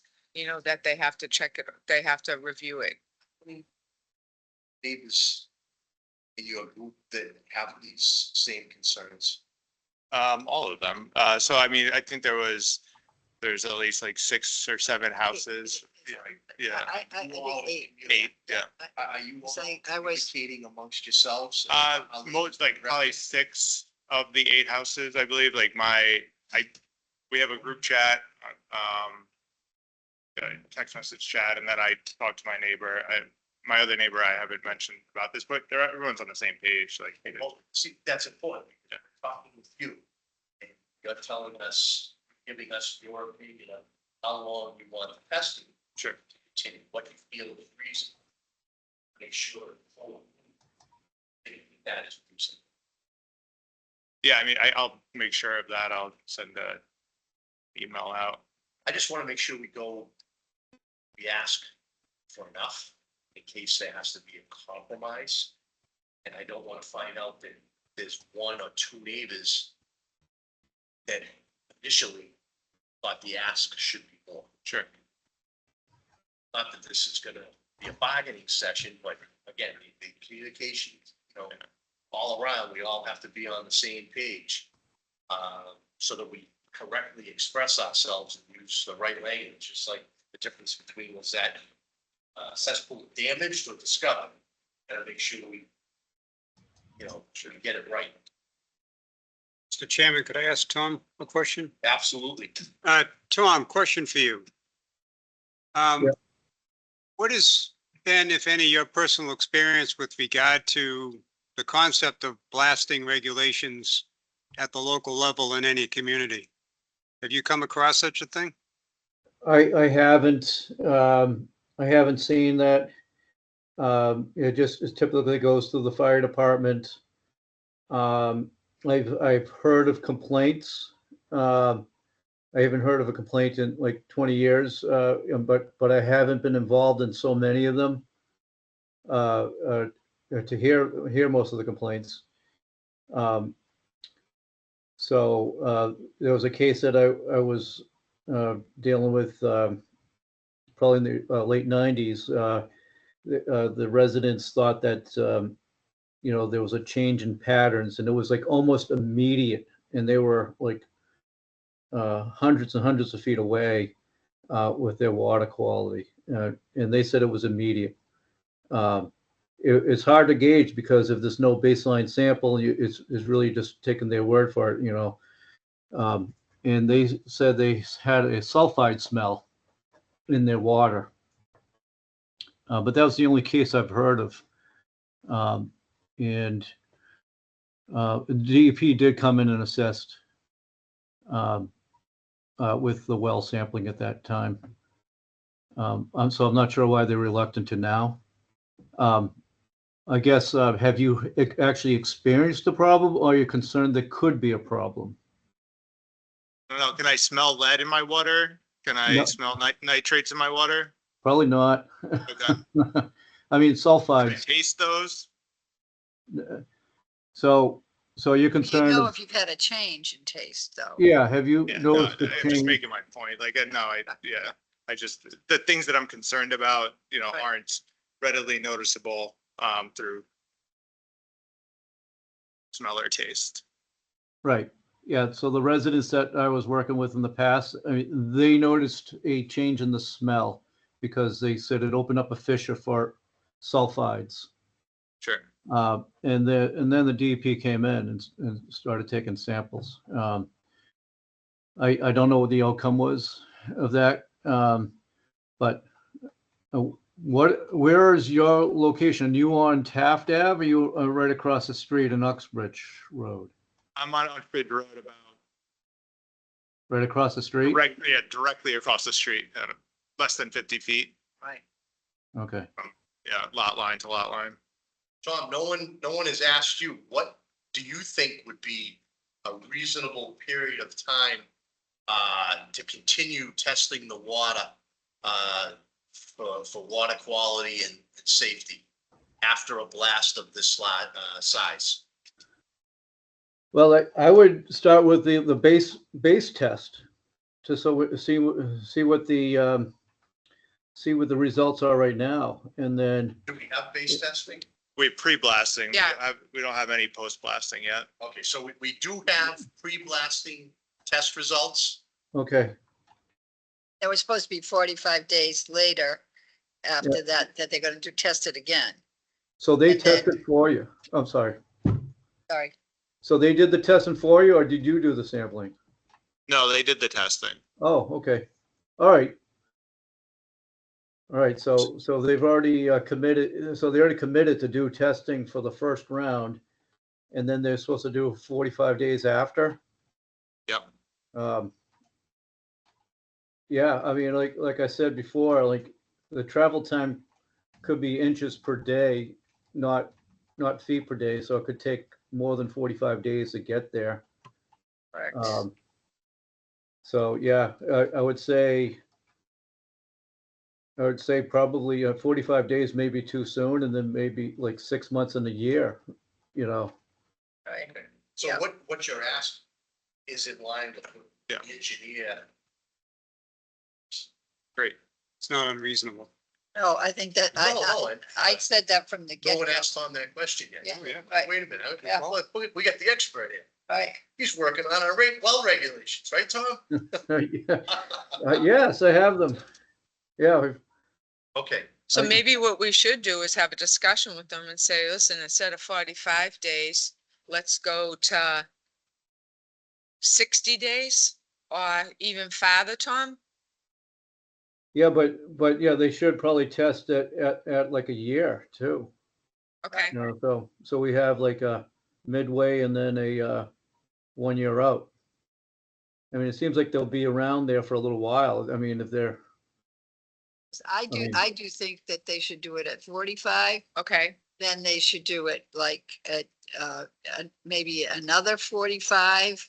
And then, 3 months. yeah, I think, I really Another 6 big feel year. because, there's all kinds of different soils. Okay. There's different soils, there's different rock, things there. There's, they've got, glacial Okay. till and all this stuff that does different things and blah, blah, blah. But I definitely think that they should do that. That should be. I'll send part an of it. email to them To- after, both, discussion tonight. Right. This is what the board has discussed and, and we can move forward from there. I mean, I'm not saying that there's a high probability that lead, but it doesn't, I mean, even at the lowest level, we all know that what lead can do, as far as brain development, your neurological system. I mean, that's our concern. He's got 2 young daughters, 3.5 and 17 months. So, 17 months. yeah, so would you want to have your grandchildren take a chance on drinking that water? Without it being tested. And I think with the project that he has going on, just as a gesture of being, a good neighbor Good faith. and good faith, that I don't know why it's such a major problem for him to do this. Given the nature of this issue, in my view, it definitely falls under what I would consider public health domain, right? Because there's aspects here that are potential health risks. Huge. Would it, assuming everything works out with the parties that be and everyone's amenable to helping support further testing for an agreed upon extended period of time, but if that were to not come to fruition, what would this board's thought be on coming in support of helping that cause and helping our residents feel comfortable in having such testing completed so that they know what's happening in their water, so that they have a confidence if for some reason we're not to pan out with the external party, having us come in and as a public health concern to help residents. I definitely discuss it further. I'm very hopeful, based on past experience, that Colleen's approach, opening up lines of communication with people that might not be on the same page, successful. So I'm putting all my money on Colleen right now. So now you know. So I really, I don't see why we should be at odds. Right. I think that this is something very reasonable that we can get done. I would agree. So we just need to keep that conversation going, and we need to make sure that we understand what it is you want. Yeah. That's why I've said to you, I want to make Appreciate sure that, yeah. all the neighbors are on the same page. I mean, that way there, it's the same ask. And then if that situation were to come about, I think there's some steps that we can take before we would even get to that. As you mentioned in the past, we do have some authority that goes along with the Well- responsibility. Can we get the results from the existing testing? We have- Yeah, I got 2 of the properties so far. Yep. You sent it. How did those look, by the way? Clean. Yeah, But, we'll send them to Tom. right. And now my understanding is he's gonna be putting an over 55 development up there. I didn't hear that. That was, That's a whole, I don't know. what I heard.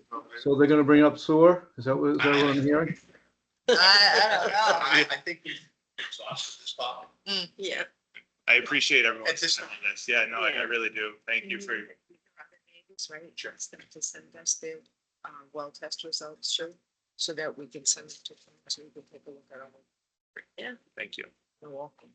And, we'll keep you up to date. And Absolutely. If anything changes on your end or your neighbors, and please keep up to date.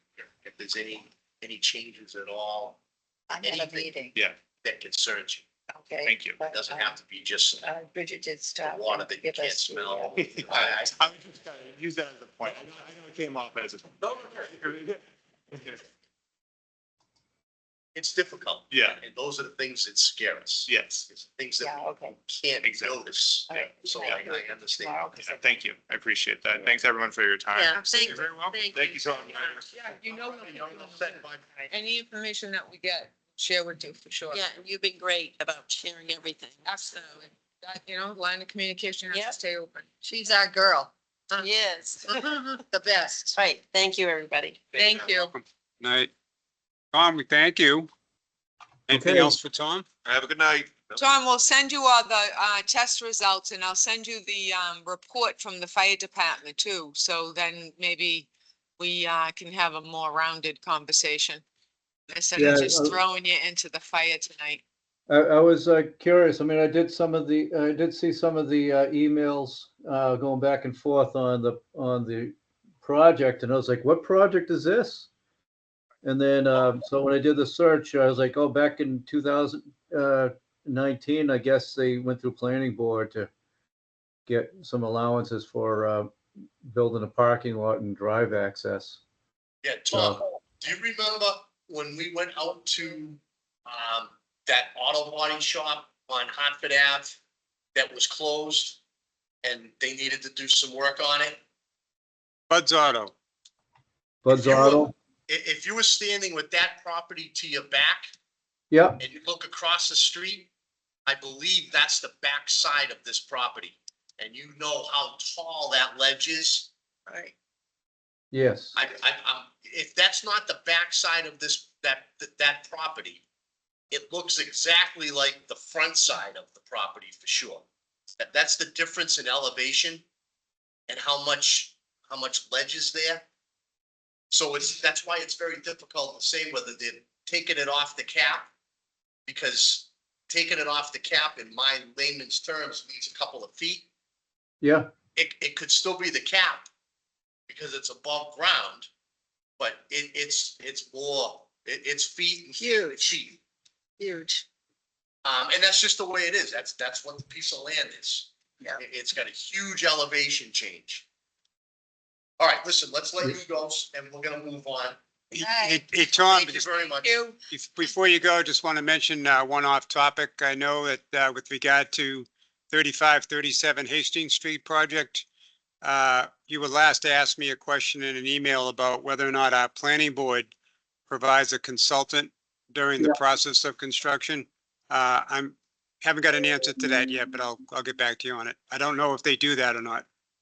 yeah, I think that's important to, to work closely with them too, to make sure that, that they, make sure the decision's met, that, because they're gonna have some, that's kind of tight what they're doing. No kidding. Yeah, Yeah, Okay. so, yes, definitely. is it gonna be, a successful, sale for, for the people who live there? I don't know. It seems like they're gonna be, how they're gonna be doing the snow plowing, where they're gonna have their garbage, bring the garbage to, and, the stormwater stuff, they don't show like any Stormwater. kid, yeah, That the stormwater stuff is really, in my opinion, pretty scary because, again, up there, it's a lot of glacial till, the groundwater was very high when we did the testing. Yeah. I was like, this is a little worrisome. yep. So, okay, yeah, so let me know then, Steve, and Colleen and I probably be, and Jack will probably be, working closely with them too to make sure as they're developing it, because they still got a long ways to go for permits. Thank you, Tom. Thank you. Thank you, Tom. All right, Good good night. night. have a good night. Mendonma landfill number five. 5P. 5P. All right, so Karis has provided the final version of the BOH access agreement for the board's review. This is the access agreement between the property owner of 28 Bellingham Street. And Oh, yeah, that was good. That was By good. Alice. the- Nicely done. Yeah.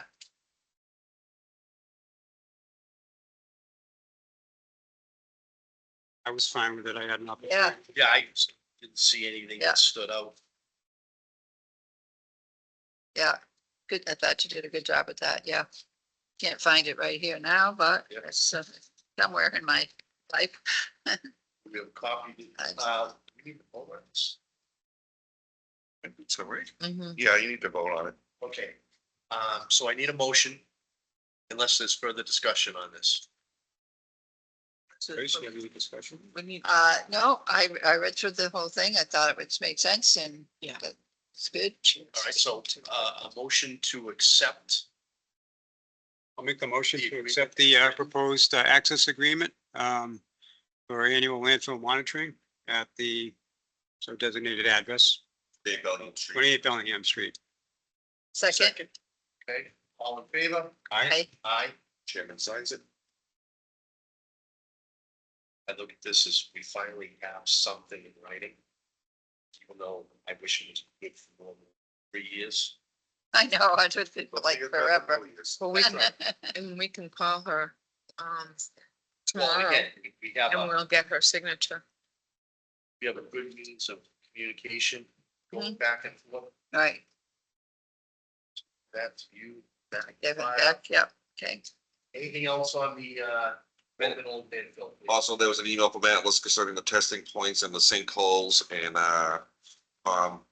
Bickner was Poison fine. ivy, Yes, poison ivy, so just wanted to show the board that you do that as well. yeah, With. Yeah. Yeah, she just provided us, this is back on the 17th, sent an email to Jack and I, just talking about touch and base regarding the sampling event that they had recently done. You know, they mentioned that Mark had met Nick, the actual, one of their associates on site, to show him the wells prior to going to a few other sites. All wells were located. One of the soil gas points, SG number 1, was surrounded by poison ivy and could not be screened. She hoped to get the data that week, and since subsequently we received the data and a more updated email. And she mentioned she was currently soliciting 3 price quotes for future FY25 land sampling. She did apologize. She has not yet been able to work on the permit reduction request yet. However, she will make it a priority for July. Just wanted to price out the worst case scenario for us. No charge to do that, but just wants to be aware. And she just mentioned what would be involved as far as the rounds of sampling.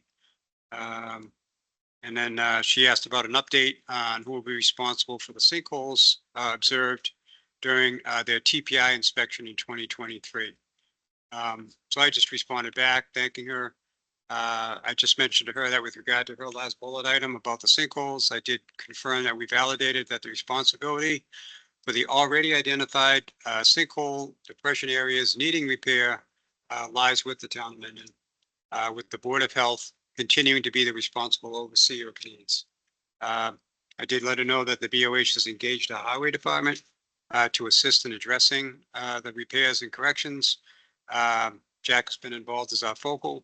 And at this point, it's our hope that highway can hopefully put it in their schedule at some point. And hopefully in the very near future, we can. Right, we'll work on catch basin first. Yeah, catch basin. So once the catch basin is taken care of, then we can go to the next item and see how that fit in. Are we scheduled? It's good. And if do we reach out outside source and see what is available. You have information on the most recent emails from today that she sent? Yes, I do have today. Should we see the fiscal year 25 contract from Atlas?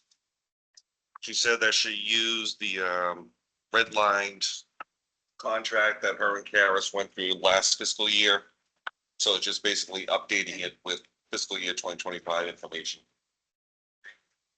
So I don't know if the board wanted to go back to Karis for her final approval. So I just wanted to present that to the board.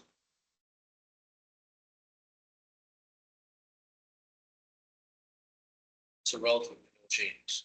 Yeah, it's the same red line items that her and Karis hammered out for last year's contract. So what do we think, board? Do we ship it back to Karis for a final stamp of approval? Can't hurt if we want to be consistent with. Just take it back. July 1st. And then you could sign on, yeah, no. We got time. All right, so why don't we ship it back to Karis? Anything else? Not for that topic on me, no. All right, B&A agreement, you and approval. All right, so at the last meeting, it was requested to compare previous V&A contracts. For this year's contract, I have included 2022, 2023, and 2024 to compare to this year's current contract of 2025. And I have no issues. No issues. I did mention at the last meeting, I did ask if we could, when I took a look at this, what was being presented, I did have a question. That question has since been answered. Matches up exactly to what we've done consistently over the past 3-4 years.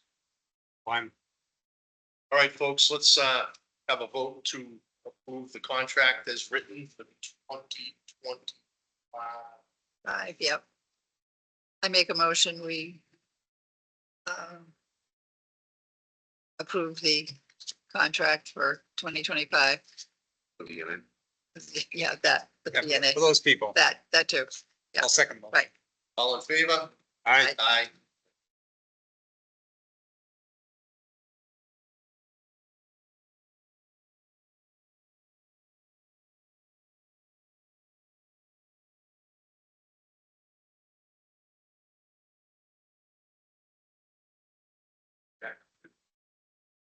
I thought that was good how you put all those different years in there to go. Sir, That's our boy. Okay, anything else on, the B and A? No, All right, let's move on to 2024 scholarship and award. these are all the scholarships that the Board of Health has received in. Obviously, the board's gonna be looking at these for the first time, but obviously it's so late this evening, the board's some time to take a look at these and have a discussion about these at the next meeting. Mr. Chairman, I would recommend that we take the opportunity to review these scholarship applications between now and our next meeting and then make an actual, right, have a discussion and make a vote. that's good.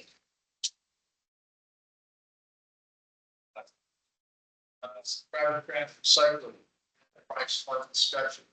That's something we want next meeting also. I would say yes. I like that stuff. It's tough. Boy, you folks are really gonna have to help remember that meeting was now over a month ago. Remember that meeting that you and Jody had with Tom? Mhm. There you go, she's good. She remembers it. Perfect. All right, outpatient updates.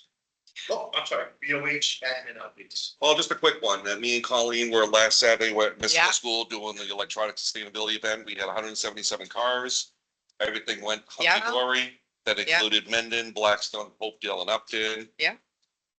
No problems. And big success. I mean, Anybody show up with last? yeah. Yeah. Oh, well, there were a couple people that were upset about it, but, But that's because of, that was an Upton resident. yep, Upton didn't let the residents know. Blackstone did a reverse 911, Mendon did a reverse 911. I don't know if Hopedale did or not. And what was the total of cars? I missed that. 177. 177. 177 vehicles. Yeah, Great. We had 132 last year. Wonder if Great. next year we Also should, another town, so that's good. wonder if next year we should make like a festival environment out of it. Hire a band, have a food truck. What do you think? Who's gonna inspect the food truck? Our expert. that's all I've been doing is inspecting Right. food trucks. Oh my God, it's pouring out. Please. I think it would be an annual Oh, event. absolutely. Yep. Same place. Yeah. Yep. Us. Yes. Good. So And he felt very badly, Fred. He apologized to the both of us and was like, I'm so sorry. Who apologize? I'm sorry. Fred Cullen, the Green Team president. Right. And that's what we said. I mean, Apologize for. The postcard went out with Blackstone's address on it. Oh, okay. Yes, that issue. Got it. so when we lucked out too, because the Lions were doing a food drive in Blackstone that day in front of the town hall. So the girl that was there from the green team told them, and so they passed out when people came in, they passed out the Thing that cards said too. to Yep, go to Mendon. yep. So it worked out well. That's all I had. Many hands make light work. My nanny used to say that all the Yep. time. Chat. Yep. So we're moving in the right direction. Were there representatives from each of the towns involved? I know you folks were there representing Mendon. And Blackstone. Blackstone, I was Mendon. Okay. Yep. And we had do we have representation? No. And there were I counted about 32 Blackstone residents that participated. Yeah, and what I meant was oversight representation from the local boards. Like at the level you folks came in at, I just didn't know if there was representation at that level from the different, Oh, Basically, just you and me. just curious. and he actually worked. I mean, Oh, my God. You always were. loaded, I 6 mean, o'clock this morning, I go by, Jack's already here. Yeah, like, I mean, yeah, but that's all I had for updates. he helped load the trucks. Right. I don't want to rush anybody. Thank you. Updates, please. So I am happy to report that I am working with the new owner of 40 North Avenue. And he had the system pumped And I had a nice conversation with him. He let me know that he's been actively looking for engineers. He's on vacation this week in Maine. I told him when he gets back from vacation next week, I'd love to sit down with him and have a conversation with him. Good. So we'll be moving in the right direction with that. We did send him a letter and a follow-up letter as well. And that's what prompted the conversation. Okay. Yep. Yes. And, yep, but the lines of communication are open and, work together to bring the property into compliance. Northbridge Road, we checked the system and the system is fine. There's no public health threat there. It doesn't need to be pumped right now. Steve Donatelli went up and popped the lid. He said everything's fine. So that, as long as we keep on monitoring it, and he's working towards bringing it into compliance, but he does have 2 years. He But does have what? 2 years Oh, 2 years. From I the- thought you said. from the date that it failed, which I thought you was, said 2 years. Contactable. it was October of last year, wasn't it? They have it on Yeah. sticky note on my computer. Right, so Yeah. October of last year, so it hasn't been a year. No, I just don't. Yep. Get into the last 2 months. oh yeah, no, that won't happen. Okay. No, I can guarantee you that that won't happen. We have been busy inspecting the food trucks, and that's really going very, very well. Jack and I are going to be sending out the letter to all of the businesses about the new guidelines for CBD products that the state sent out. So we're working on that. And I did go down to Bud's Auto. I made an attempt to try and contact the woman. I really wanted to talk to her first before I sent out the letter, kind of like a warm Yeah, conversation as opposed to a cold letter. We haven't had any success in any contact information, so I'm gonna just take a ride down there and knock on the door and see if I can have a conversation with her about that. And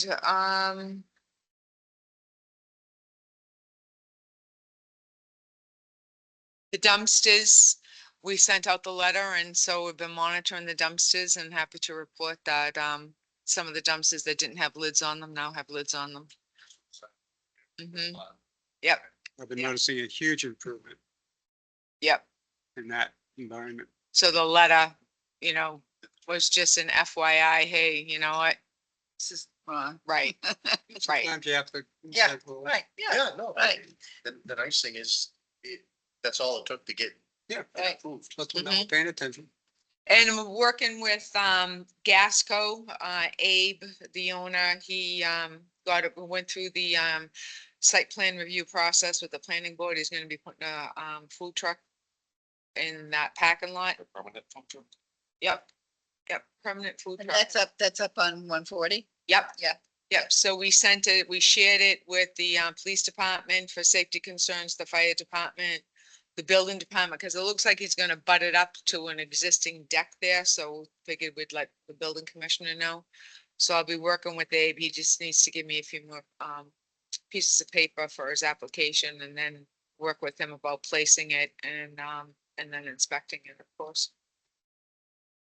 And that's about all that I have right now. How about the Main Street tobacco place? They, they closed down and they went through, they went through the process. Haven't heard of any issues. Probably, we popping my head in there, probably I would know a few more weeks. DB Mart we're talking about. Yeah, Mm. couldn't think of it. Jack mentioned something. Oh, but DB Mart, Yeah, the state nabbed them for selling tobacco without the state seal underneath it that says Massachusetts. So I'm assuming that they were selling menthol cigarettes, since Massachusetts can't sell menthol cigarettes in Massachusetts. So I'm assuming with out of state menthol cigarettes. They have 60 days To to appeal. appeal the state. So I'm waiting to get back from the state. And that just happened, actually, I got it here, I'm sorry. I had a good experience. I went in there to get. I know you said that, yeah. For my wife. She smokes cigars. No, she needed them for a raffle basket. The girl asked me for my ID. She glanced at it, didn't scan it, but she asked for my ID and I said, thank you for asking. The case was locked. What was this? TB Mart. I thought we bought the scanner. Isn't that what they showed Well, us? it looked like it was on the counter. But I was just happy that she asked me for my ID. And Joyce said it's obvious. Yeah, so we just got this notification on June 17th, but they have 60 days to file an appeal. Is the scanner a requirement? Or just a? No, it's not, no, Just curious. but it's just easy for them. They don't even have to look at it. They just have to scan it back and almost, They can get it's not the yeah. license. Sometimes you can just, she might have been looking at it, but actually, because you just have to tap it. Yeah. You do know that Take possession. Oh, she didn't? Oh, Slip it out of her wallet.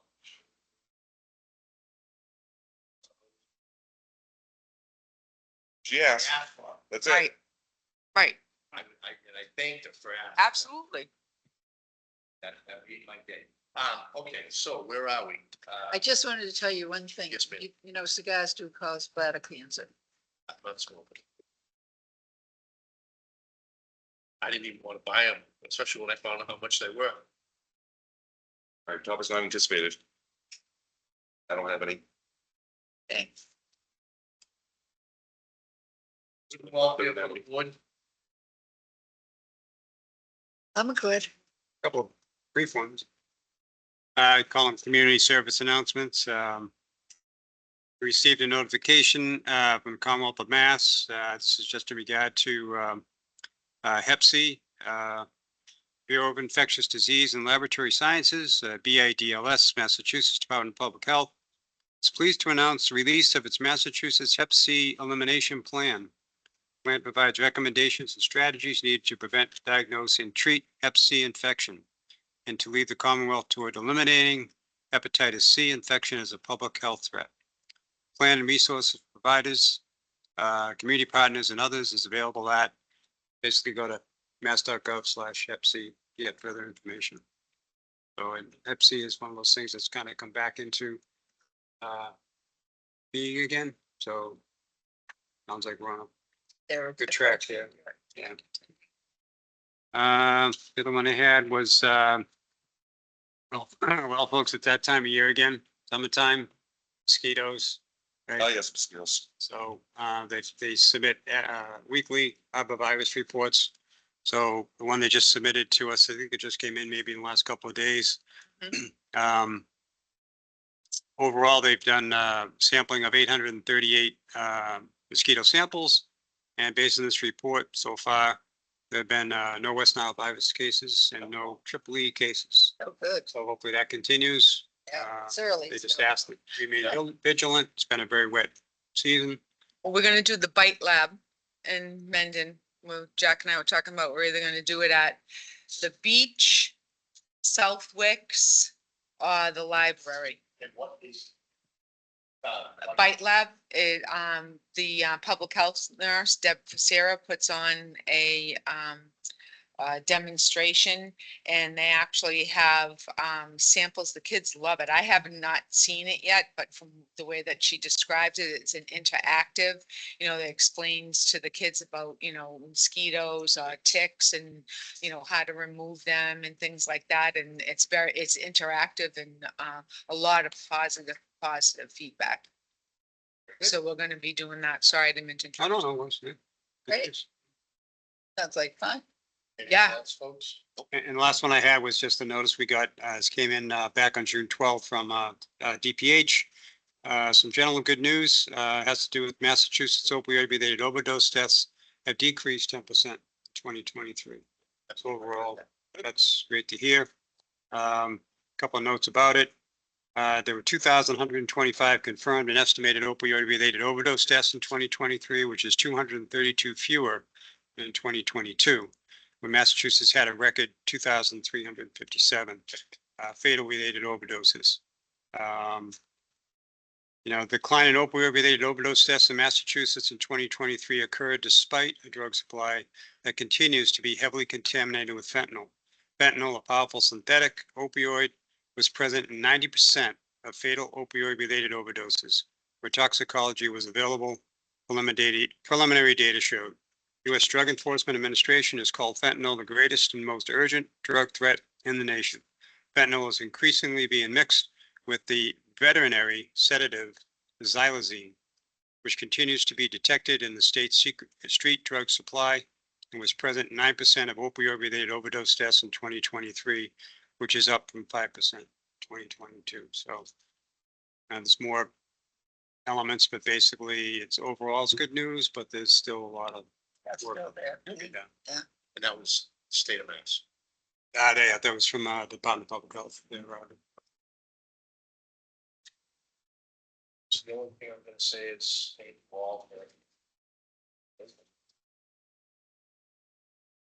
Appreciate the efforts of the team. Appreciate you. Very much. Absolutely. We're glad we know you. Oh, Welcome back to the And you. Gap. yeah. Yeah. Well, thank you. Thank you. I appreciate your vote of confidence. Motion to adjourn. So move. Second. All in favor? Aye. Ta-da.